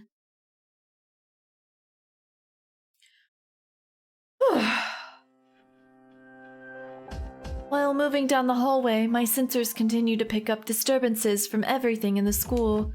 It all looks so normal, though. There is a line of glass windows on the wall. Outside is a field level with the ground I am walking on. I seem to be on the first floor of the building. Eventually, I reach a hallway and cautiously venture outside. There is barely any difference in temperature or atmospheric composition compared to the real world, but the lack of wind is unnatural, and there are other discrepancies between here and there. I turn around and inspect the building's exterior. This is indeed a school. I walk along the wall and go around the building. Soon I reach what seems to be the main gate. I turn towards the school building once again and come to a realization. I recognize this place. You? I have seen a photo from this angle in the preparation materials. Oh. As I recall, this is a high school in Inaba. To make sure, I step past the school gate and check the nameplate. The name engraved on the gate's pillar is Yasugami High School. I cross-reference the name with a map of the area and find a match. This is confusing. A real-world location has been completely recreated inside the TV? Why is it structured like nesting boxes? Just then, I sense something move in the corner of my vision. I quickly turn to view it head-on. This game loves the just-ins. Just now. It is a uniformed girl. Yay. She is running straight through in the opposite direction of the field. Sorry, there was a gnat. I think it hit my lip. The raven-haired girl purses her lips. Good God, yeah. Is she a student? No, this is not a real high school. Could she be one of the senpai Kanji-san spoke of? But a moment's thought highlights an important detail. Her pale skin and hair color. Oh, it is... It's Miss Boston accent herself. There can be no mistake. It's the girl I saw for a moment at the airport after the hijacking. I immediately chase after her, but the girl is much faster than I anticipate and I cannot close the distance. I release a portion of my foot speed limiters and finally get close. I am unable to grasp her right arm from behind. Oh my god. Huh? Here we go. The girl stops and turns around. There is surprise on her face and she stares in wide-eyed wonder at my form. Though I am surprised myself. The instant I take her hand, a flash of intuition charges through me like electricity. This girl is Labris. I am unaccountably convinced. Who are you? That's one funny-looking costume you've got on. The gnats are attacking. Well, Oh, of course. You're mixed up in this racket too, aren't you? Racket? Does she mean the tournament? No, I am not in this tournament of my own free will. Really? Then you mind letting me go? I'm the student council president. I can't be letting people run wild at this school. Student council president? Didn't I tell you to let me go? Are you trying to get in the way of my work here? The girl looks at me with an irritated expression. How strange. She speaks as if she really is leading an ordinary life here at school. If she was aware that she was inside the TV, would she say such things to me? If you happen to know, could you please tell me what sort of place this is? Huh? It's the first floor of the classroom building. Can't you tell? Huh? Is it possible that you don't recall entering a TV? A TV? Listen, I don't know what you're talking about, but I'm kind of in a hurry here. Can I go now? Hey, Jay! I love your blatant confusion. It's great. Because this game, this is, what, the 8th time? It basically repeats its storyline with every character that you play, but it's just slightly different. I don't know why I played every single one pretty much, but here we are. I guess this is the last one. So like a lot of this I'm just like, yeah, here we go. But to have someone new come in and seeing this for the first time is probably a lot.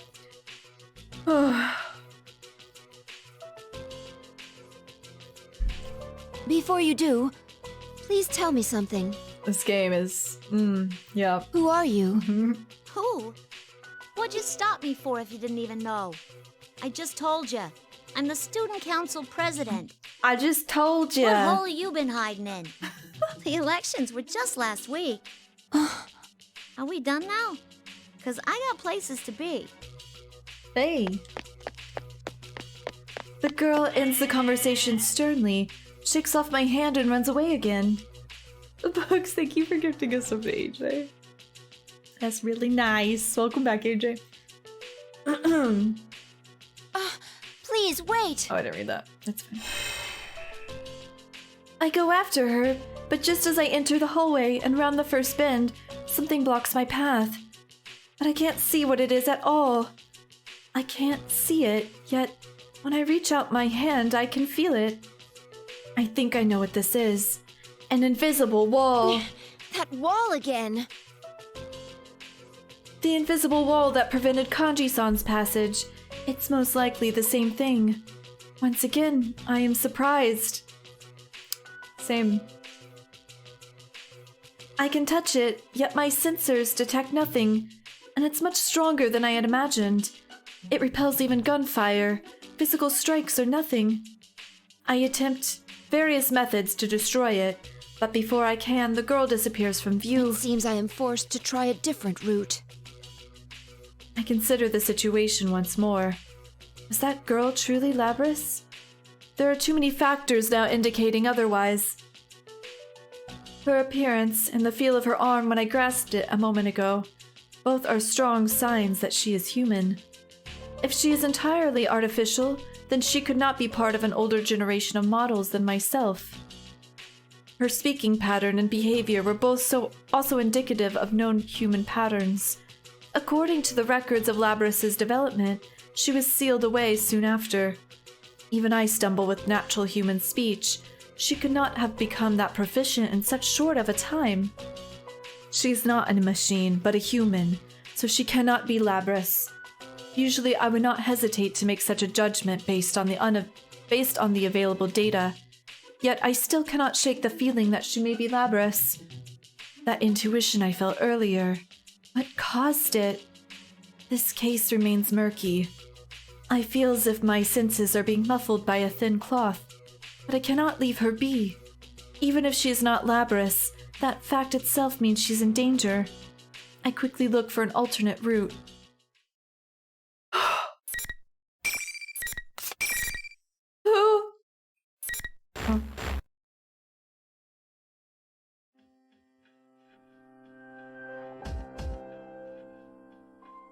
I backtrack the way I came and run outside. Suddenly, I'm enveloped in a tidal wave of sound. These are human voices. The cheering comes from an enormous crowd. I turn around and a thick mass of people run towards me out of nowhere. They are boys and girls in school uniforms. It is clear that everyone is looking at me. This is impossible. How did I fail to detect so many humans? But then I notice it. There is a white noise running through all my sensors. It is the same feeling that I had before fighting Kanji-san. What is this? As I stand in thought, the students close in on me. I ask what business they have with me, but the uproar drowns out my voice. I cannot attack them, so I have no choice but to edge backwards. Soon my back is against a wall. I look around for an escape route. Luckily, there was a door beside me. I hurry inside to find shelter.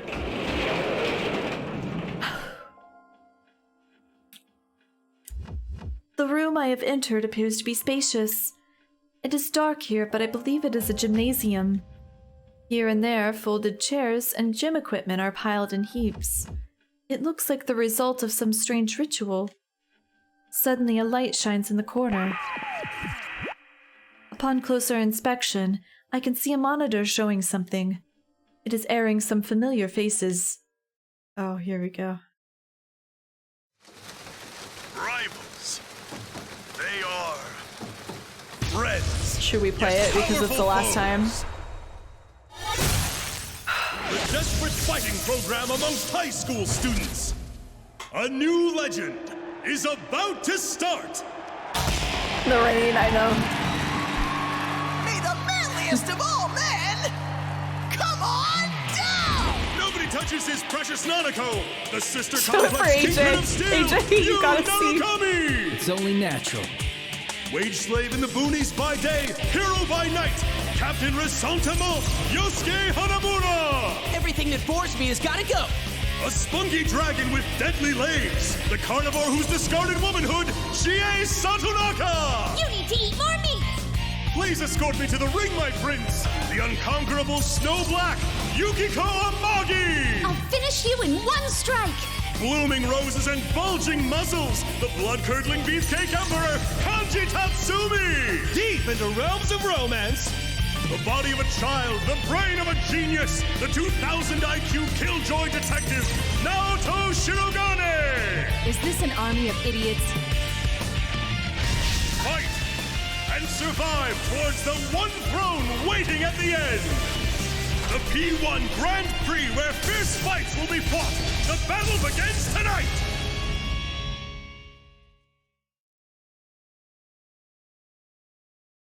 Before arena. There it is. I could just feel everyone just like. There it is. Thank you, Dio. Is that Dio's voice actor? I never watched JoJo in the dub. It truly is. It truly is. I need an adult. Art's pretty sick though. I am not sure what to say about that video. Same. I think all of us are right there with you. It seems to be modeled after promotional videos for martial arts tournaments. I noticed appearances by Kanji-san and the host, General Teddy. The other people shown must also be participants. It is safe to assume they are all Persona users.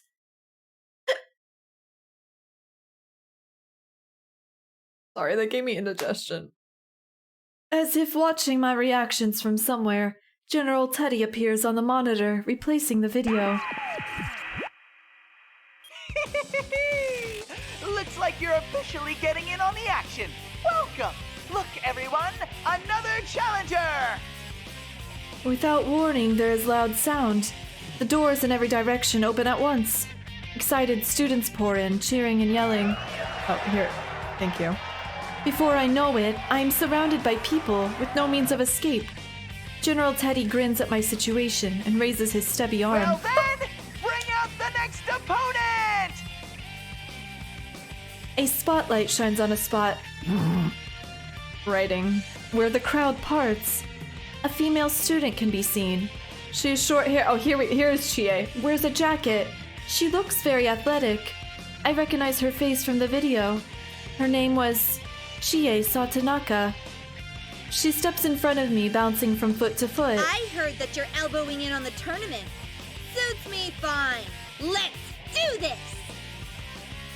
As she finishes her speech, she takes a fighting stance.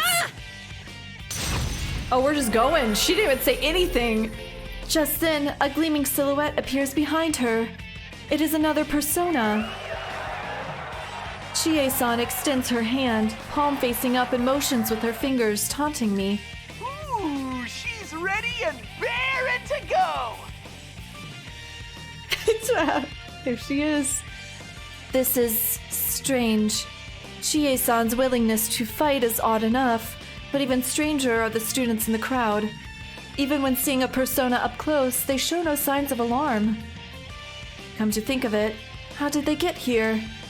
Cannot believe that they are all Persona users. But even if they were, would they be so excited over such brutality? While stuck in a mysterious world filled with potential dangers? That does not seem likely. Perhaps my basic assumptions are faulty. Could they, like these buildings, be unreal? I cannot jump to conclusions, but I decide to take the offensive. I turn to the monitor. General Teddy is bouncing up and down gleefully. I will fight on one condition. Which is? Interesting. He answered me. I can hold a conversation with him, which means he can see and hear me. That you immediately release all these students from this school, or rather from this world. If you do that, I will fight as you wish. Tut tut! Are you making demands to me? Before you get too worried about other people, why not worry about yourself? I will not fight unless you guarantee their safety. I glare at General Teddy through the monitor. I didn't want to involve the students, but I have an idea. Sheesh! What a stubborn girl! He snaps his stubby fingers. The room instantly fills with light. I ward myself against it by covering my ears. A few seconds later, the brightness fades to normal. As my eyes adjust, I see that the students have vanished. Ta-da! Is that what you wanted? The general smiles proudly. My guess was correct. If the students were fake, it is easier for him to remove them to talk me into fighting. As a result, my sensors detect the moment when the students disappear all at once. The only human here is Chie-san. Looking around, it seems that not everything disappeared. Human-like figures remain, as if the shadows of the students were burned into the scenery. There were several about the gymnasium. The readings are similar to shadows, but they show no signs of hostility. So these are the true forms of those students. They've been unmasked. Honestly, you're in no position to be making demands, you know. I'm making an exception Ears? just this once. Oh, did I mess up again? I'm on autopilot, y'all. Go at it tooth and claw. I am. Even if you don't resist, your opponent will show no mercy. It'll be a grisly sight. Come on! Even if the crowd was still here, would you not have hit back when I hit you? The fact that we are like what 8 through in, and it's pretty much just all the same with a different flavor of personality. They all acknowledge the same stuff, the shadows, the invisible wall. It's like it's verbatim. It's like a routine at this point. No. The safety of the people must be prioritized above all else. But I must see it through. Ha! That's pretty cool of you, actually. But self-sacrifice doesn't mean much coming from a machine. They can just fix you right up. Don't say that. Oh my god.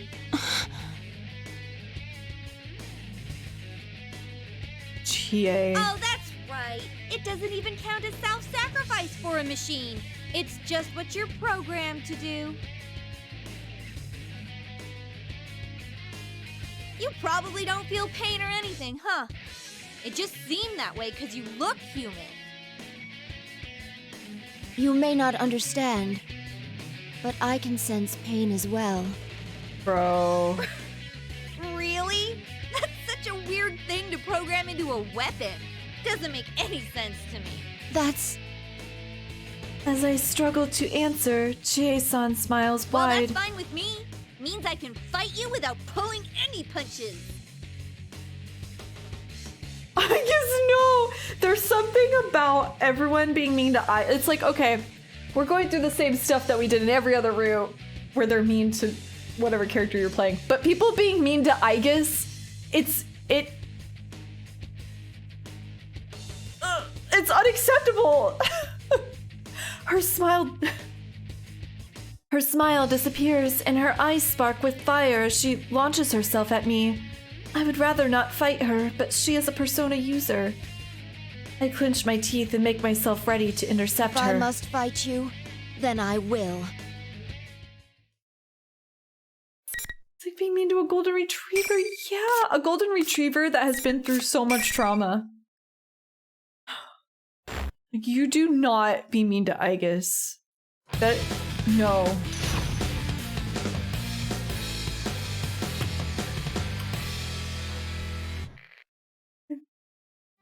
Finally! I love this music. Here! Here! Move down! Light damage! Coming! Here! Move down! Going! Athena! What's the gun? Damage! Not that one. What's the going gun? Light damage!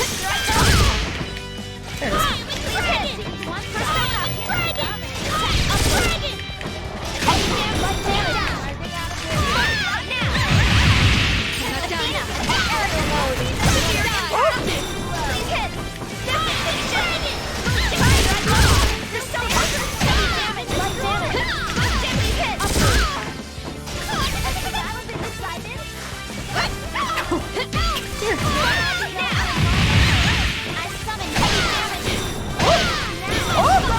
They come back. Alright, it's over. Oh my god, she's dead. She's dead. Oh,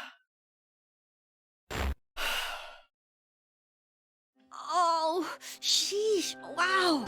You're definitely Not a pro when Tartarus it comes to again. fighting. Yeah, well... I'm sorry. Are you alright? Yeah. But boy, I didn't stand a chance against you.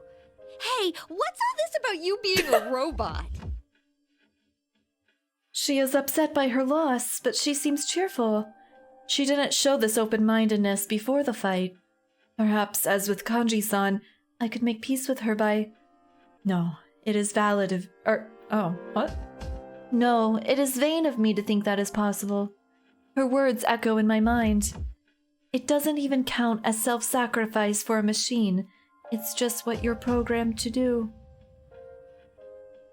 I hate to admit it, but her observation is correct. I may seem like a ridiculous machine to you, but I'm still...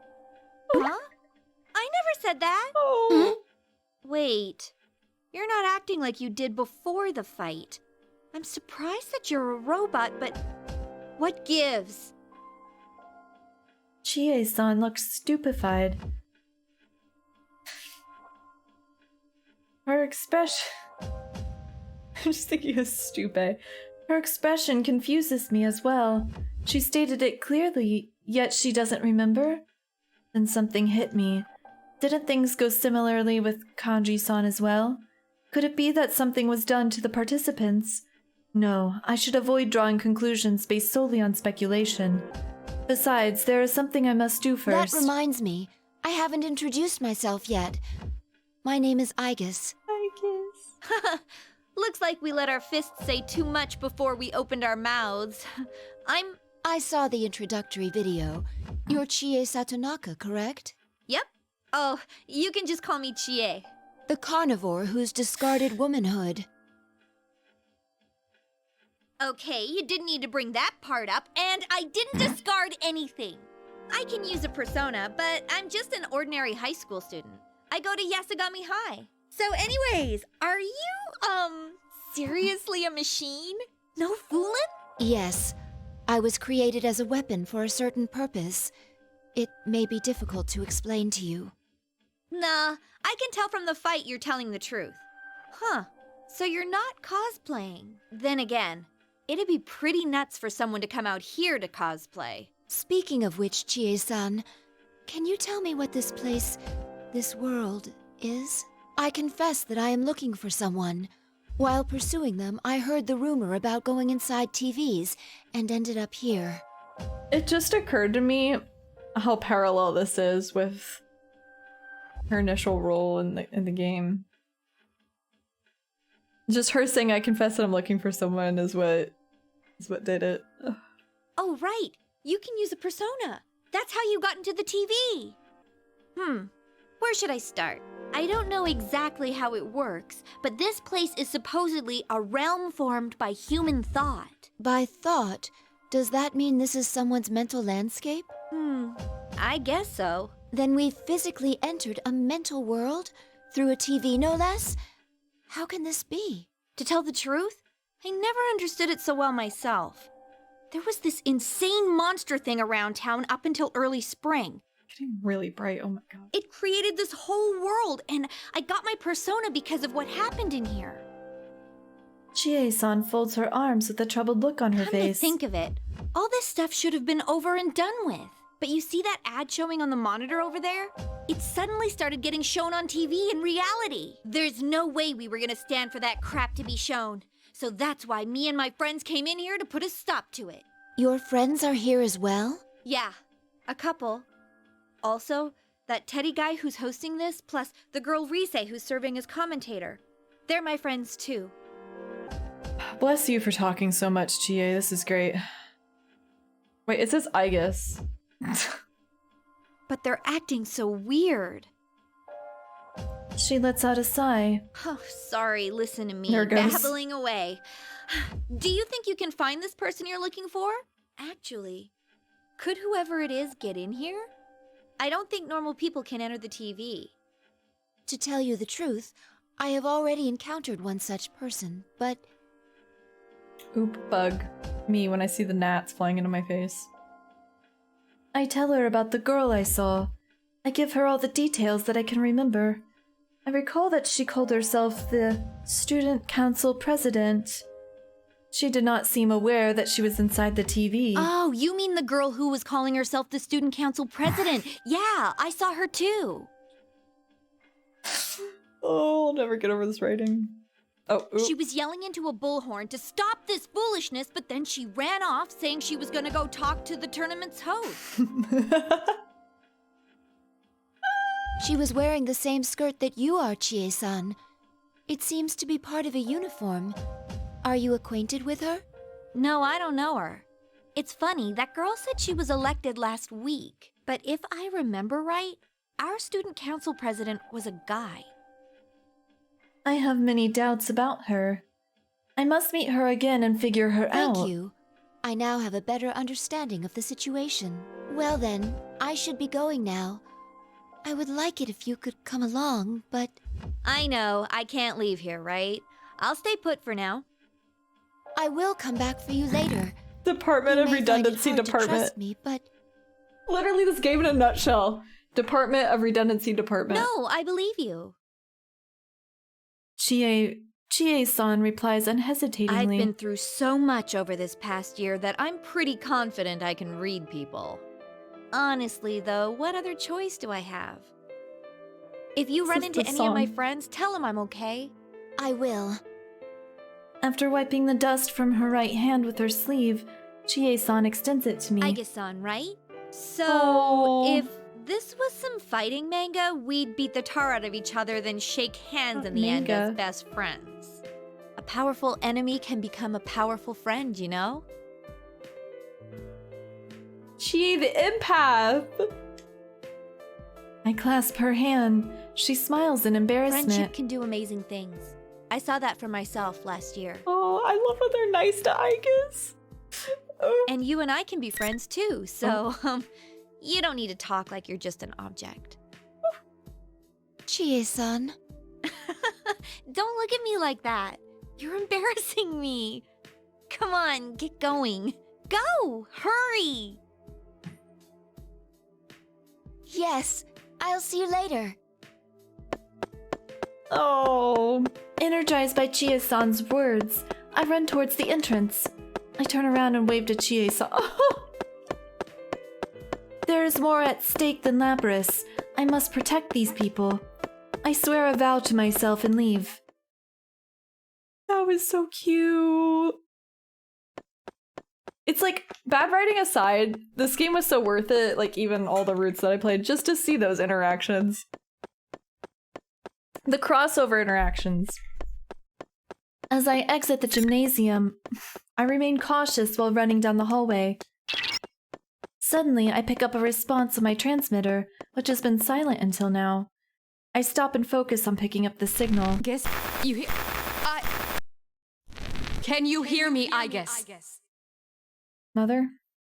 The staticky transmission soon becomes clearer. It is a voice I recognize very well. Mitsuru-san? Good. It seems you're all right, too. Not this song! Why would it play this song? It's been quite a while since I last used my persona in this manner. To think it would be useful in a place like this. Is Akihiko-san with you? No, we were separated, but I can still sense him. I doubt he'll be defeated that easily. Mystic. Ooh. She is speaking not out of carelessness, but trust. I know because I feel the same. I'm sure you're aware by now, but although we came in search of Lapras, we appear to have been dragged into another incident. Don't worry about meeting up for now. Under the present conditions, we'd only end up fighting amongst ourselves. Understood. I don't know how Lapras ties into this situation yet, but be careful. Before I can answer, the static grows louder and the transmission ends. Music. Knowing that Mitsuru-san and Akihiko-san are okay gives me room to breathe. The invisible walls are everywhere along the hallways, forcing me down a particular path. I follow the route. Soon enough, I can see the shoe lockers up ahead. It seems I am back at the entrance. When I reach the entrance, the monitor nearby turns on as if it were waiting for me. Oh yay. As usual, it is General Teddy. I take a defensive stance. This appears to be the arena for my next battle. You're pretty good for a latecomer. The instant General Teddy appears on the TV, my sensors pick up that noise again. My suspicion turns into certainty. General Teddy is doing something before the matches. Whatever it is makes the opponent belligerent or something similar. I can assume that neither Kanji-san nor Chie-san were acting like themselves before the battle. That would explain why none of our stories were consistent afterwards. Well then, bring out the next opponent! Who's it gonna be? I want it to be you. Come on, you. Let's go. Let's go. I hear light footsteps. A young man wearing his hat low arrives.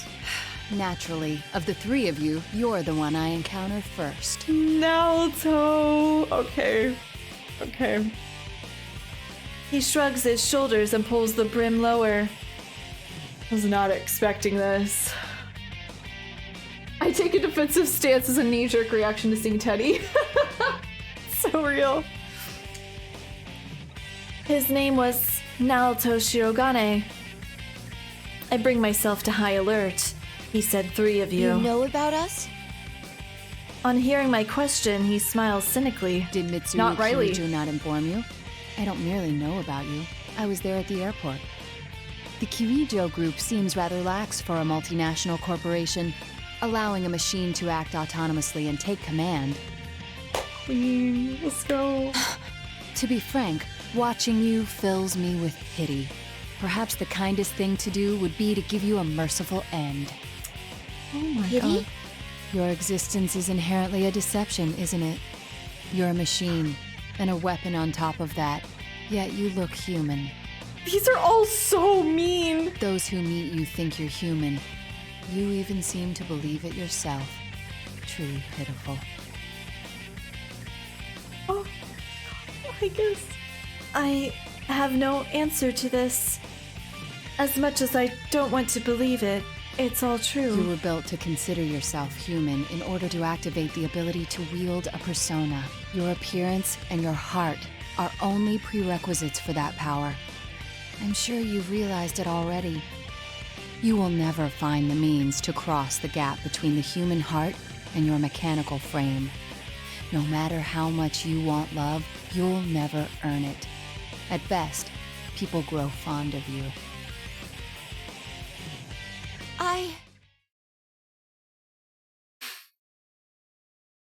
Jesus Christ. Naruto is the worst one yet. What?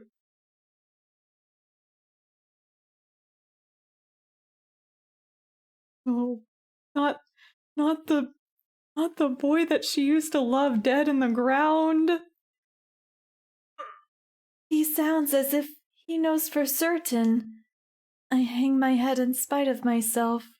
The more I consider the matter, the more I genuinely pity you. I'd best hurry up and put an end to your pathetic life. Oh my god.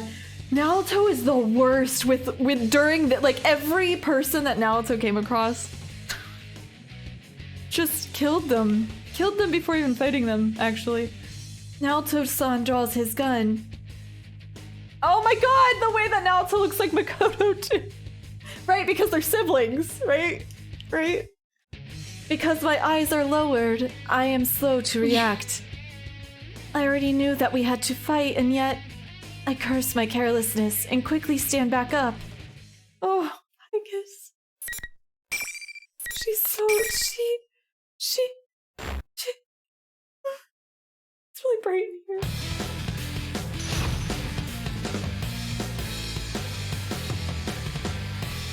Naruto. Yeah, Naruto fucking cooks them.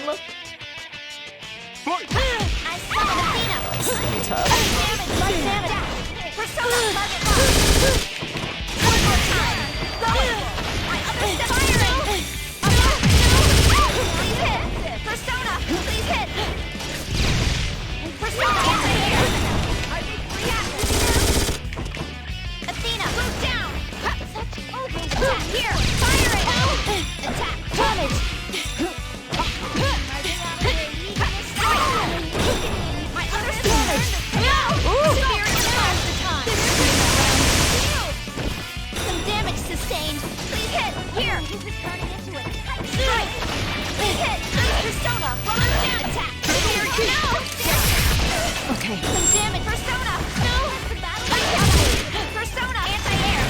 Oh, not the one I wanted.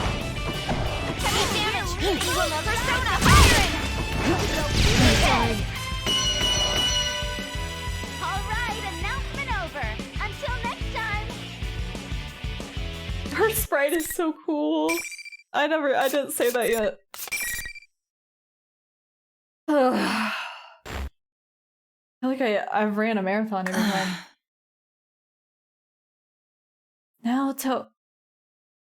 Naoto-san slowly gets up. There is some staggering that seems to be caused by dizziness. I watch carefully for any changes in behavior, but I'm surprised by what I hear next. Are you thinking what I'm thinking? The mastermind behind this tournament may have some means of fogging our senses. Were you suspecting that as well? Yes. Naoto. Seeing me nod, Naoto-san smiles. Then we are in agreement. Its aim appears to be to make friends fight one another, though it's a mystery to me as to why it would do such a thing. Naoto-san brushes some dust off and walks towards me. But the battle is over and the interference has been lifted. Given past examples, the pattern is clear. Naoto always figures it out. How about it? Why don't we talk things over? Oh, I have no objections. Naoto-san seems to understand everything. Yep, that's what she does. I nod my head, relieved. I am Naoto Shirogane. I work as a detective. I agreed to act as an observer for the police regarding the special cargo, met with Kirijo-san beforehand, and accompanied her to the airport. So that's how you knew about us. I recall seeing you in the introductory video along with the other competitors. They're good friends of mine. I attend Yasogami High, the same school as them. I see. So after you finished your business and returned to your hometown, that video appeared on TV. Is that correct? That's right. At least that's what I should say if I wanted to feign innocence. What? The real reason I came here is because I was tailing you. It was for a secret investigation. For who? Not so secret anymore. Naturally, I cannot reveal my client or what their aims are, but I'm sure you have your own secrets to keep. Spoilers, the government. What do you think? As long as we're in the same boat, why not cooperate? I become tense at the mention of a secret investigation, but that is not important now. It would not be wise to continue to stand in each other's way in this situation. I accept Naoto-san's hand and we shake. How much do you know about this world? Your friend told me it's a realm formed by human thought. In which case, why a school? This place varies according to people's mental state. When someone enters it directly, they have a much stronger effect on it. For a normal person with no persona-based resistances, a dangerous situation will arise where their shadow goes berserk. That happened frequently in the case I was involved with last year. This false school may have something to do with it. I consider Labris. According to her specifications, she should be able to use a persona. But did this come from her mind? Why a school? And why Yasogami High School of all places? She has no prior knowledge of this place. She has never even visited Inaba. But if that girl is Labris, she undoubtedly has a heart. It is possible that something like what Naoto-san suggested could happen. I assume you have a theory already? Yes. Thank you very much. I believe I'm slowly starting to understand what's going on. I look down the path ahead. But before I go, I turn and ask Naoto-san a question. Would you mind telling me something? Why did you tell me about your secret agenda? I suppose because it wouldn't be fair otherwise. A wry smile spreads over Naoto-san's face. Given that I cannot leave here and must trust my friend's fate to you, it would be unfair to continue deceiving you. Persona 4 strikes again. But not only that, you carry out your duties with little care for your true appearance. You and I are not on equal grounds there. Oh man. My true appearance? Consider it a sign of my respect for that. Oh. I still seem to have a soft spot. Naoto-san's smile fades and she looks at me solemnly. Aika-san, I ask only one thing of you. Please save my friends. That is my intention. Thank you. I'll wait here, secure in knowing that. We nod to each other. Chie-san, Kanji-san, and Naoto-san are also different, but they are connected by a strong bond. Knowing that fills my heart with warmth. I am curious, though. When you refer to your true appearance, do you mean the fact that you are a woman? What? Am I mistaken? Oh, well... Your clothing hides it. but my sensor scan shows the body measurements of a human with female proportions. What do you mean? How much can you see? Suddenly, Naoto-san loses all composure and turns red, covering her chest with her arms. What happened? I don't think I said anything to warrant such a reaction. Just then, General Teddy interrupts over the monitor. Hey, enough with the chit-chat! Hurry up and move on to the next! Would you like to know your current measurements?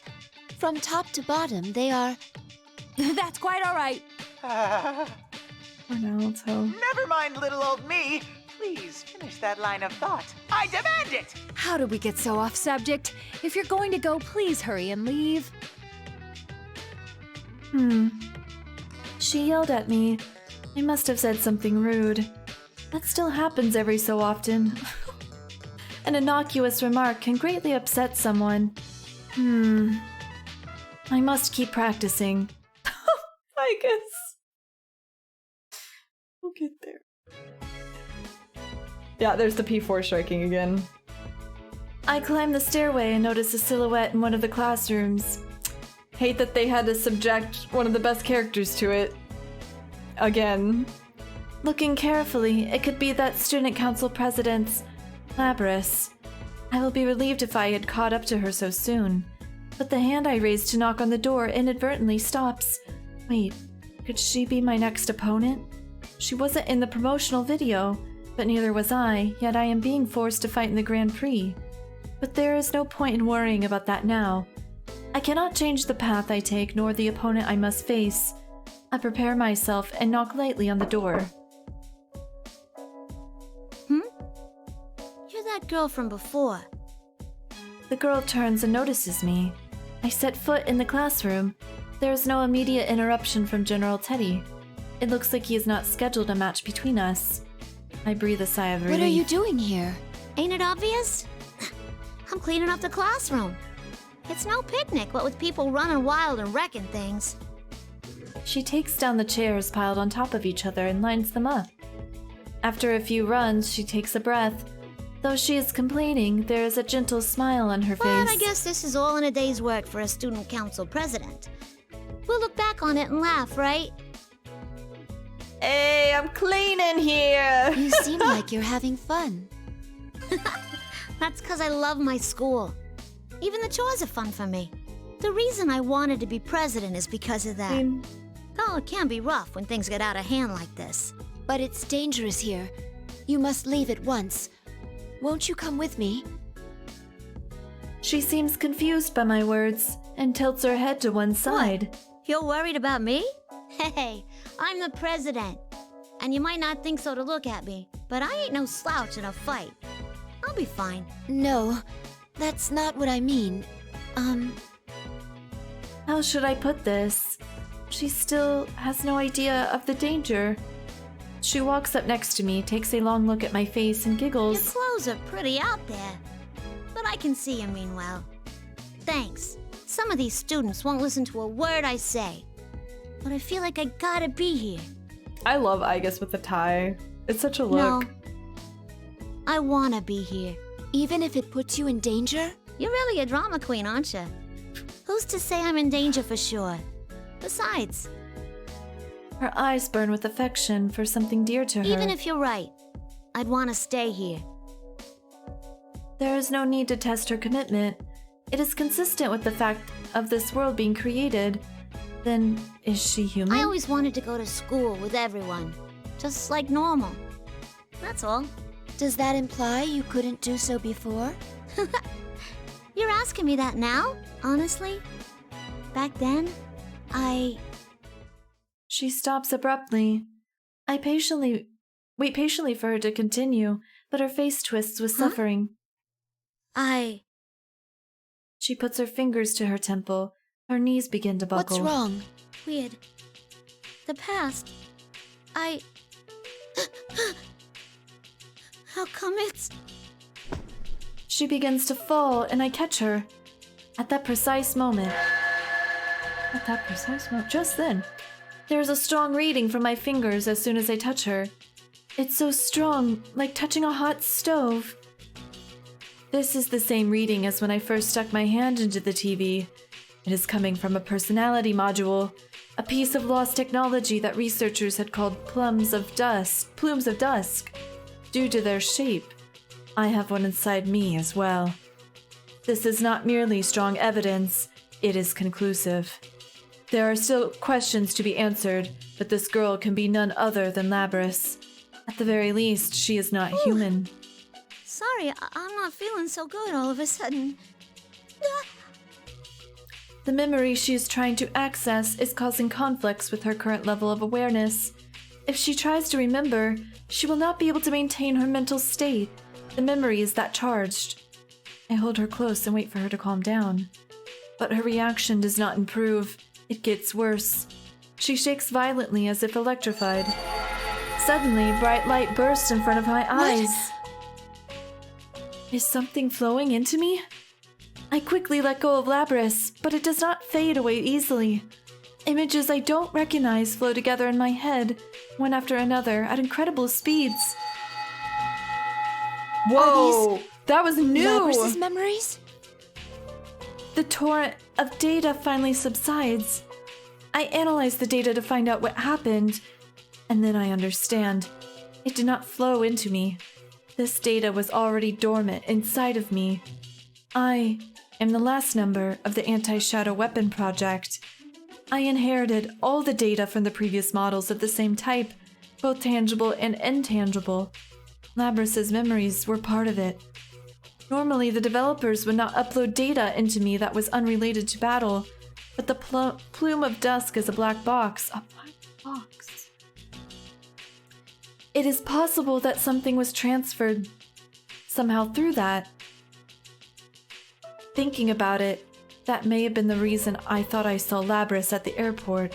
My glimpse of the newly awakened Labris caused my buried records of her appearance to be called. Perhaps that is what has happened. Unfortunately, the memories I have just accessed are in complete disarray. I cannot just flip through it like an album. The video records were not in chronological order, meaning I can't make sense of them in their current state. However, there was one memory that left an impression on me. The sea. That cerulean sea and lingering clouds. The emerald blue water. All of the other memories are of cold mechanical rooms or the night sky, but this one is different. What was that just now? Labris staggers as she stands up. Before I can ask her anything, she abruptly shakes me off and runs out of the classroom. Wait! I try to chase after her, but after only a few steps, I trip over my own feet. The information overload has prevented me from making any sudden movements. I fight through it, dragging what feels like several times the weight of my legs when— Are you sure you want to take that girl out of here? I stumble to a stop and look around, searching for the hidden speakers. This is the only place she can fit in. No one will understand her once she steps outside. But she can't become human either. So she has no other choice but to wallow in this illusory school. Pitiable, isn't she? But this is the only way she can be happy. Are you going to take that from her? Damn, that's pretty reminiscent. I stop suddenly, realizing the answer to my question, and catch my breath in my throat. This voice. It's mine? What will you do after you take her from here? Lock her up in a box again? Oh, I'm just not real. It says Shadow Igus. I thought that was Labris. This whole time, I didn't realize that was her shadow. How cool. Oh shit. No wonder she ran away. She's getting Persona 4'd. Ran away? What are you... You don't mean... You finally figured it out? Labris wasn't brought here by some sinister mastermind. She escaped on her own and came here. That can't be. The suspects in the hijacking case... I'm sure you've seen the opponents you fought so far robbed of their sanity. Have you forgotten already? You're saying that was Labrys's doing too? Yes. Her heart gave birth to this world, and that power is one of her abilities from some special equipment. It sounds like Izanami. With a power like that, wouldn't it be simple to control a number of ordinary people?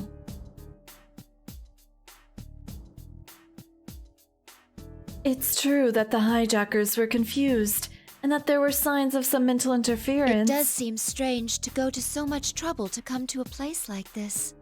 If she did in fact do this, then she must face herself. What gives you the right to say that? Suddenly, the tone of her voice changes. She speaks very gently, like a parent correcting a child. You've experienced suffering before, too. It pains you to have a heart, knowing that you can never be human.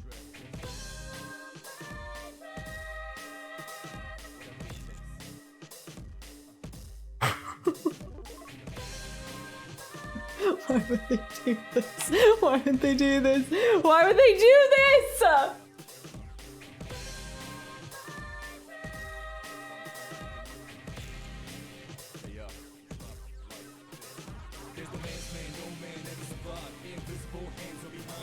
Ugh. Even if there was someone you considered to be worth fighting for, you can't be a real companion to them. Oh my god. Keishan, you've got to let it move first. Let it out, let it down, let it inside, let loose. Them as a weapon. Oh. But in the end, you still lost them.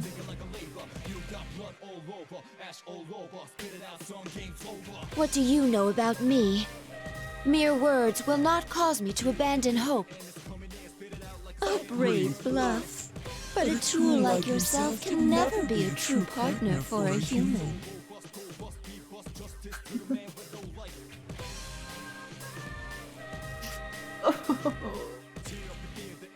Oh, Arena! Arena suddenly got good, but also stop! Doesn't your heart yearn to be by their side and to be in love? It hurts so much that I wish I could go back to how I was before I gained a heart. Has that really never once crossed your mind? I think not. That pain will never completely disappear. It will always fester inside you. Isn't that right? Even if you take Labrys away, the same will happen to her. She'll become just like you. Is that a fate you want for her? You see, here you can have anything, as long as you look away from the truth. That doesn't just go for Labrys, but for you too. Oh my god. I hate that they're playing this. This is the worst. Even the things you have lost forever, here, you can have them back.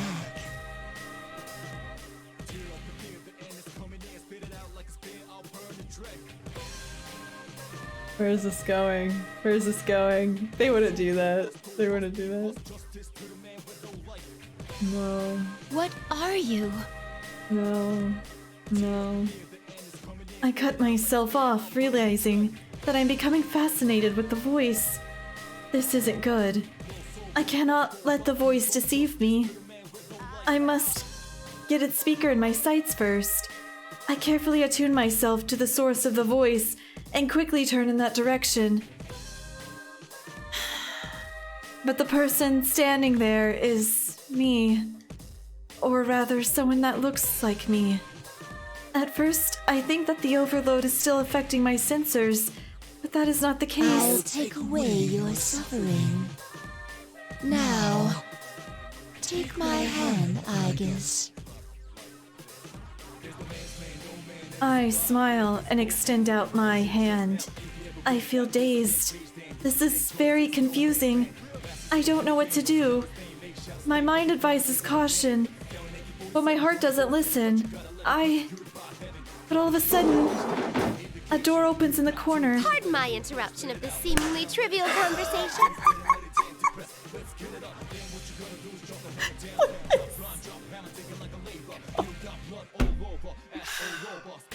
Not trivial conversation! This unexpected event brings me back to reality, and I realize that I was nearly seduced by its promises. On a second look, I can see a woman beyond the doorframe. That distinctive blue dress. I recognize the attire of an elevator girl. Her name was Elizabethson, I believe. Yes! The answer, it's canon, bro! But why is she here? Ugh, that I will. Elizabeth walks right in and stands in the center of the room. There is nothing outwardly abnormal about her pose, but it is as imposing as a battle stance. She opens her thick leather-bound book, then smiles dauntlessly at the other me. Excuse me, but I would like a word with this lady over here. Would you mind leaving? Who are you? If you don't leave the two of us, I must resort to giving you a hearty thrashing with my book. It's a hardcover, leather-bound edition, and is quite powerful. Enough to do over 4 digits on average, I'd say. Elizabeth! Without warning, the pages from the open book overflow with light. What? I don't believe this. The other me's face flinches in pain, and she vanishes into thin air with this while spitting a curse. Is she gone now? I can no longer pick up on any readings from her. The tension leaves my body and I collapse to the ground. While I'm there, Elizabeth walks towards me. I first met her 2 years ago. Her attire is somewhat strange, but the place I met her was even stranger. A blue room. That is the only way to describe that mystical place. Its residents call it the Velvet Room.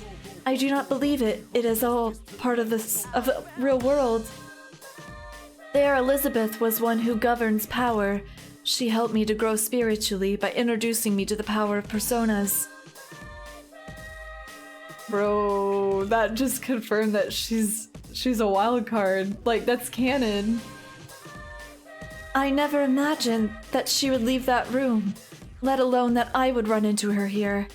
Yet her appearance here has saved me. I'm sorry for that. Thank you for saving me. Did I save you? She stares straight at me, then lets out a long sigh of disappointment. I was on a journey for personal reasons. What are you cooking, Liz? What are you doing? But I sensed some extraordinary powers clashing against each other and came to see what all the fuss was about, only to be met with this bitter disappointment. I am baffled by her candidness. Please stand. Have you already forgotten the enlightenment you gained before me once? Has it escaped your prodigious goldfish-like memory? Elizabeth, stop being mean to her! It seems that I must once again ascertain what you are truly capable of. Jesus. She speaks as if she's engaging in everyday conversation and opens her leather-bound book again. Suddenly, a murderous aura fills the area, fierce as a gust of wind. Something about me has disappointed her. I know that much. But I clearly have no time to ask her what it is. Well, here goes. The cards will decide your fate.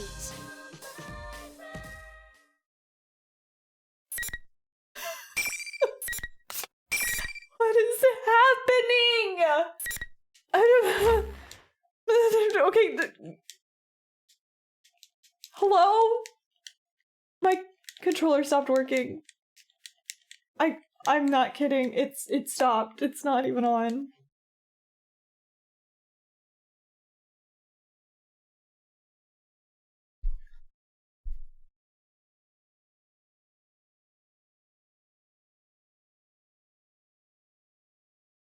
I saved, right? That was actually perfect. The matchup is too powerful for the console. Oh my god, it won't turn on. Hold on. It's to me. No! Okay, wait. We got light. We're good. Come on. OBS. Okay. Stop. No! Here's a list of sponsors bringing you today's program.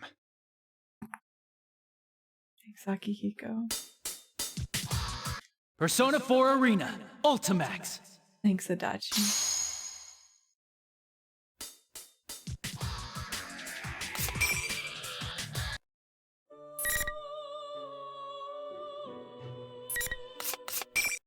Anyways. Sorry about that. Oh my god! The lethal elevator. The lethal elevator. Not ready. Severe impact. Maximum speed. Blood damage. Max attack. Maximum speed. Maximum strike. Attack. My other self. Firing. Persona. Firing. Strike. Move down. All set. Fire. Persona. Hit. You're frozen. No. Severe impact. Persona. Here. One more time. Strike. Hit. I summon you. Firing. Persona. Rise. Hit. Move down. Move down. Attack. From this moment, Firing. Maximum here. Here, I got some wind. Maximum hit. Athena. Severe impact. Maximum speed. Back me up. Please. Please hit. I failed. Persona. Please hit. Attack. Firing. Here. Upward.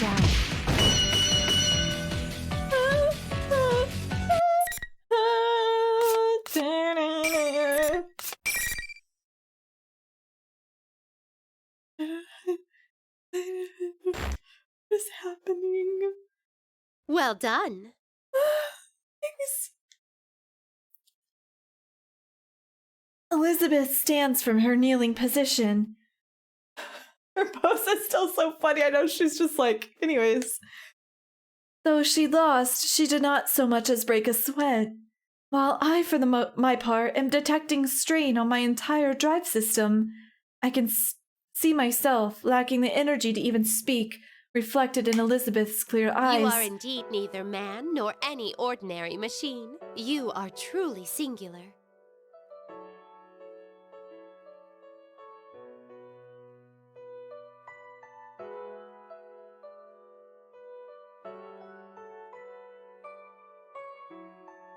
Memories of you. But then can anyone be said to be the same as anybody else? People anguish over the gulf between themselves and others, and the lack of any who could possibly understand them.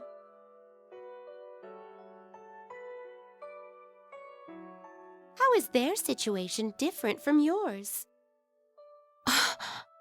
What defines life is not death, but bonds. That is the answer you once reached.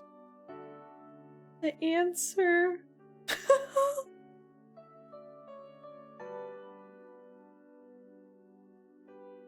Then take that to heart and go forth. Remember that your bonds will remain unbroken, giving you the strength to withstand any suffering. Bro, this makes me want to cry. I can't do this. The P3 trauma, it's unending. My bonds. I, too, am currently on an endless journey. But I anticipate that you will become a compatriot of mine, unbound by the limitations of time.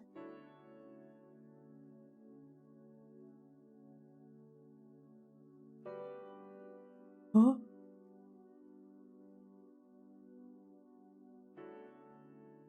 Is she literally saying that Agus is gonna be a Velvet Room attendant? P6 confirmed? Huh? I hope that you will not be led astray by trivial things. With that, I bid you good luck. How else would you interpret that? You will become... I anticipate that you will become a compatriot of mine, unbound by the limitations of time. That's literally a Velvet Room attendant.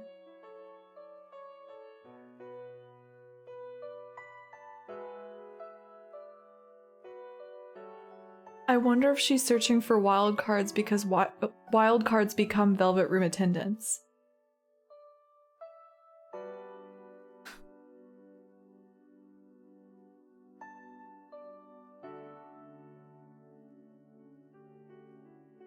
Elizabeth bows and finally shows me her smile.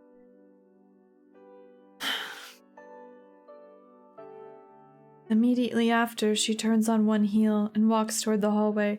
Remember when Shadow Aigis appeared and offered a world in which Makoto was alive that she could live in forever? Yo, that was pretty fucked up. How are they just gonna drop that in this game? This game was some of the worst writing ever. How... And then whatever this is, what is this? I suddenly remember.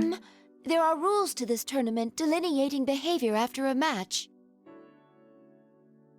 Yeah, that doesn't pertain to Elizabeth. Such parlor tricks can get stuffed.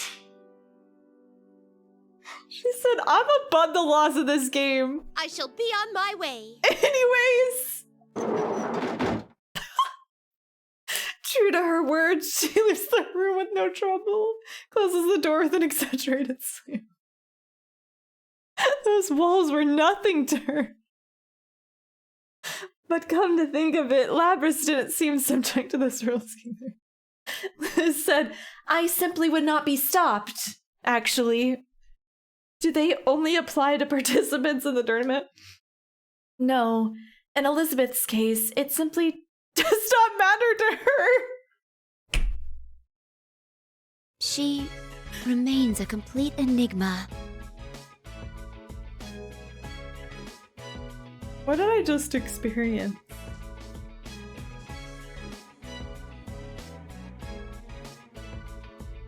I find it amusing, which allows me to feel more relaxed. It may be true that this world can grant one's true desire. But I want Labras to see past herself to a world where other people matter. God, the fact that...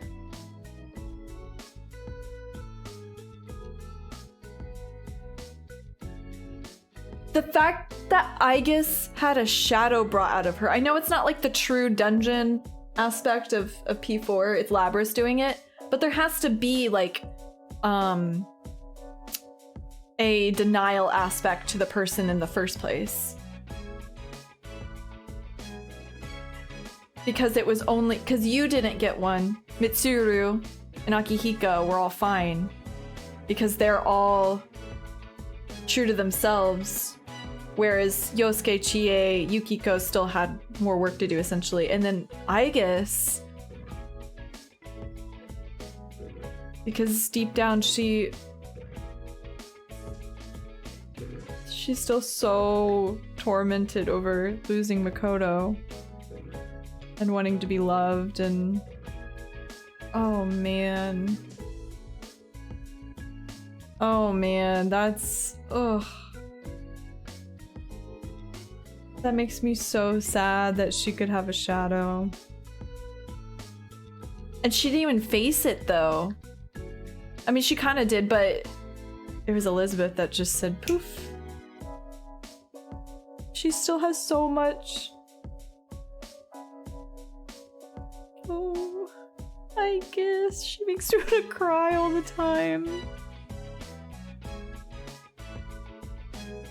And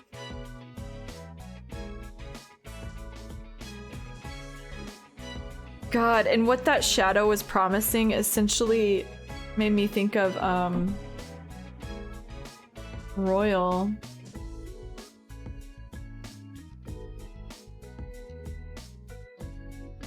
Even if one discards their bonds to avoid pain, all that awaits is a numb, desert-like future with no promise. I thought as she did once, so I'm sure I can understand her.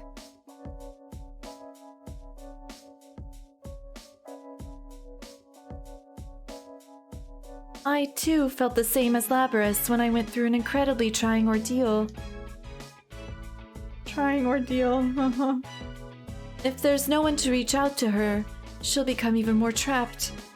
As she is now, Labras cannot escape on her own.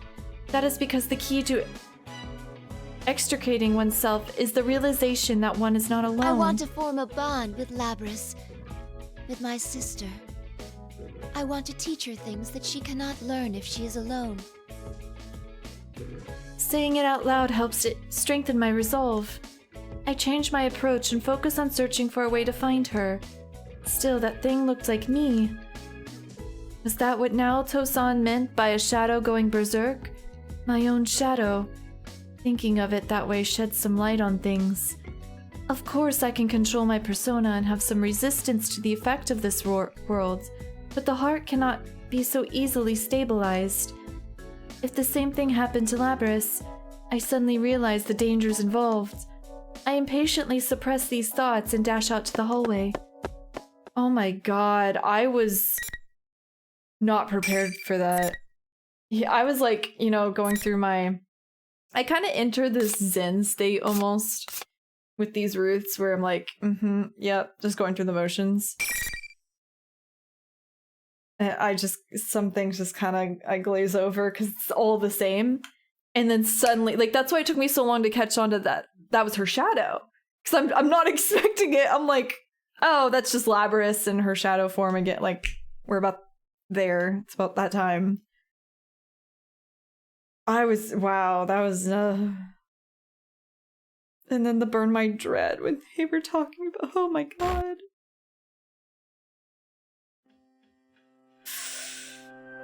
Ooh, the invisible walls. See, that's the shit I was just used to. Ugh. Yeah, actual good writing. P3 jump scare. It's incredible that you can autopilot 80% of the game and then get sucker punched. Yeah, and then we're back. Eventually, I climb the stairway to the 3rd floor. There seems to be no walls here, allowing me to go as I please. I can tell the end is near. Therapy fears. Wait, therapy fear, the end is coming near, spit it out like a spirit, I'll burn your dread. And so I prepare myself. Soon I stand in front of a room that has a sign outside saying announcement room. Are you doing on time? Yeah, I'm late. I'm like way late. The door is half opened. I can sense someone inside. I cautiously press up against the door and peek around it. This music? This is an announcement room, as the sign indicated, but the space inside is much larger than the classrooms I've seen. The equipment here is also closer to that of a TV studio than what would be found in a school. This is the song at the beginning of the game when you're running through the dorm. Oh my god. I haven't heard this since the game. When you're running with Yukari. Yeah, the Awakening song. Her. So, nah. Oh my god. On top of that, the back wall is made of glass, showing a view that is clearly not a schoolyard. This is the Kaisuke Dead Old People song, right? Yeah, it's that one. Taken together, this is the first distinct sign that this is not the real world. As I expected, Labras is here, standing in the middle of the room. There's also another boy and girl as well. The girl is holding Labras' shoulders, and the boy stands in front of the pair, protecting them. Across from them is General Teddy. It seems this is the end of the line. I've seen that boy's face in the video. Yosuke Haramura-san, I believe. I am not familiar with the girl's face, but I do recognize her distinctive voice. It's the same voice that has been commentating on the fights along with General Teddy on the school PA. I can't get over this music. From the tone of the commentating, I thought she was working with the general, but right now she seems to be on Yosuke-san and Labras' side. I recall what Chie-san told me. Chie-san said that Rise-san was originally their friend. in which case she may actually be another victim. General Teddy gives a cruel smile, squinting his eyes, and speaks. What a shame. You gave it a try, but there's no way anyone would understand you. Huh? Here we go. General Teddy's voice and tone have undergone a remarkable change. Listening closely, this voice is... so it must reveal its true form. At least one of them has to understand how I feel. Isn't that what you thought? The important part is that it's all your fault. That's not true. You still refuse to remember? Look at me. And stop deluding yourself.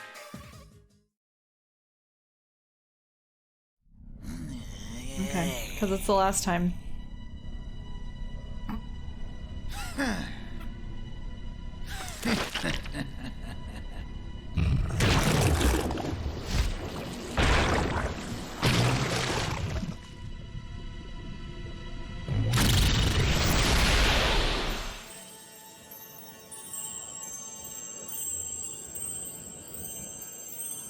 I love the magical girl transformation.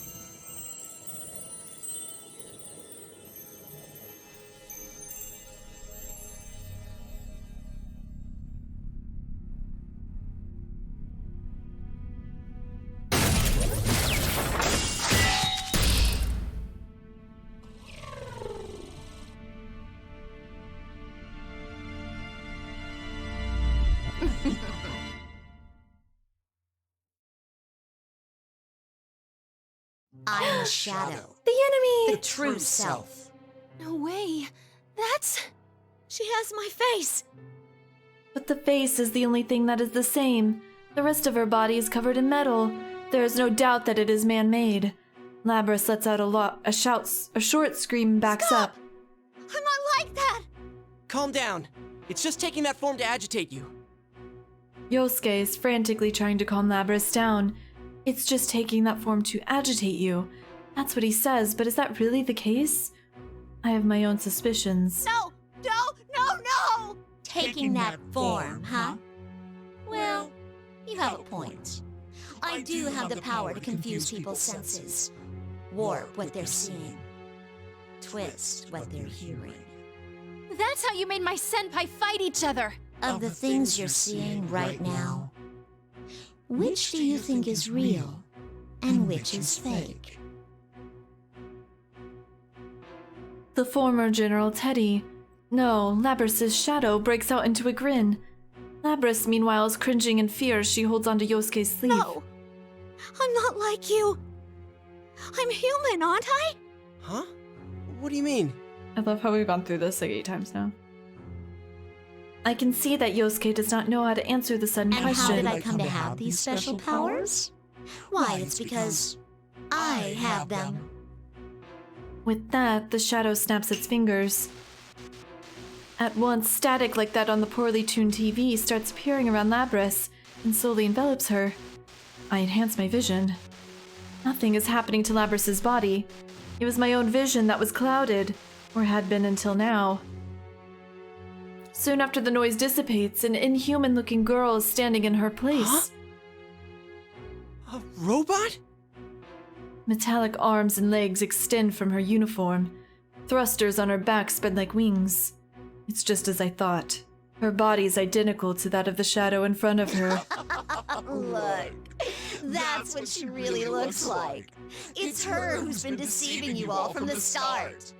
Not only you, but herself too. She really thinks that she's a human living a normal life at school. To reinforce her make-believe is real, she prevented herself from accessing any memories that could contradict that. She even sealed away her own name. We're becoming kin trapped in the loop. No! Stop! Why are you doing this? Kindly hurry up and remember me. Remember yourself. It's pretty rude of you to even forget your own name. No! I don't want to remember! Huh. Is that so? The accent. Looks like you still need an extra push. The shadow grins evilly and swings the enormous axe at Labrys, where actually Yosuke-san. Yosuke-senpai! Before the axe can complete its arc, I'm already in action. I must intervene. Neither Labrys in shock at seeing her true form, nor Yosuke-san or Rise-san are prepared for the attack. What the? Ooh, that's cool art. We haven't seen this one. Yosuke back there. I deflect the strike with the metallic part of my arm. It was heavier than I anticipated. The battle axe is a giant lump of metal that blocks most of my vision. Girl? Wait, you're a robot too? Yosuke, please. I turn my head to Labrys and look straight into her shocked eyes. You must remember, that is the only way the future will open up to you. You must accept it, no matter how painful it may be. I need to make my voice higher. Sometimes the highness of her voice catches me off guard. I tell her her name in a clear voice. Her official name, which includes something no human has, a model number. Your true name is 5th generation anti-shadow suppression weapon, Labrys.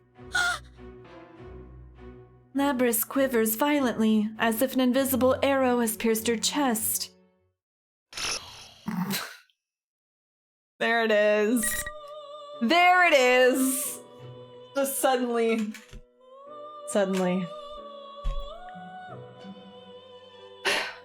All right. So I'm guessing Labrys. And then Labrys will unlock the last. Not time for Ted. Not time for Ted or Kanji. Sorry, Kanji.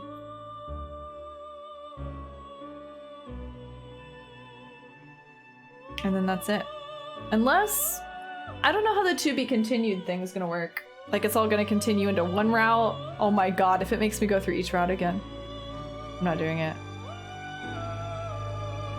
I'm gonna do like 3. That's it. I can't do this again.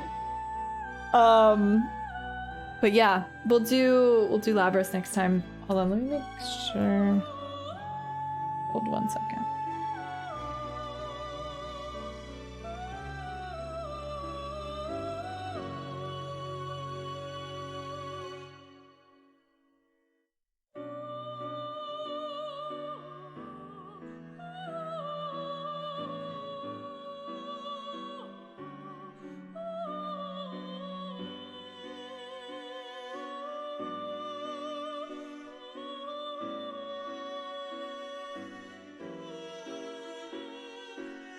Okay, yeah. I gotta go. I'll be live tomorrow with Labrys, and then whatever is after that. I'll try to do two routes? I don't know. Whatever's coming next, I suppose.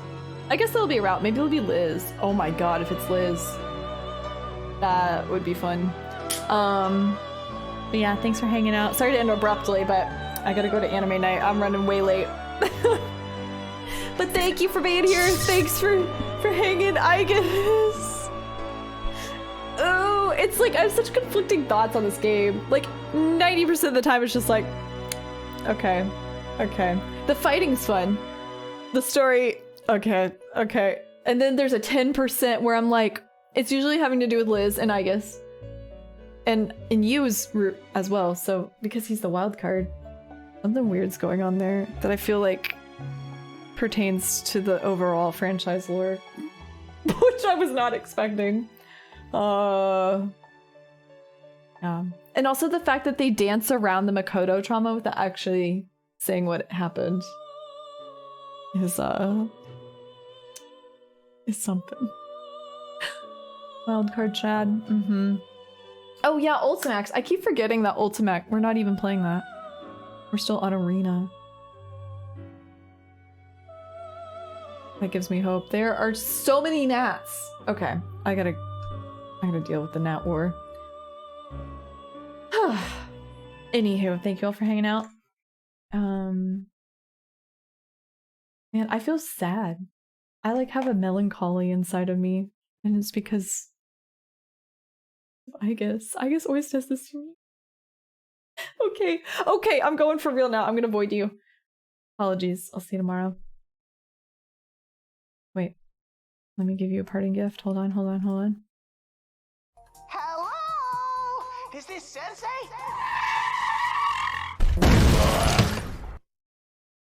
Okay, bye. I'll see you tomorrow.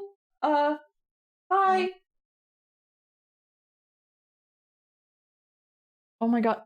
Pharaohs, please. You can do it. Oh. Well. Do you hear anything when that happens? I guess I can't hear anything on my end. Yeah? Just the two. The quickest.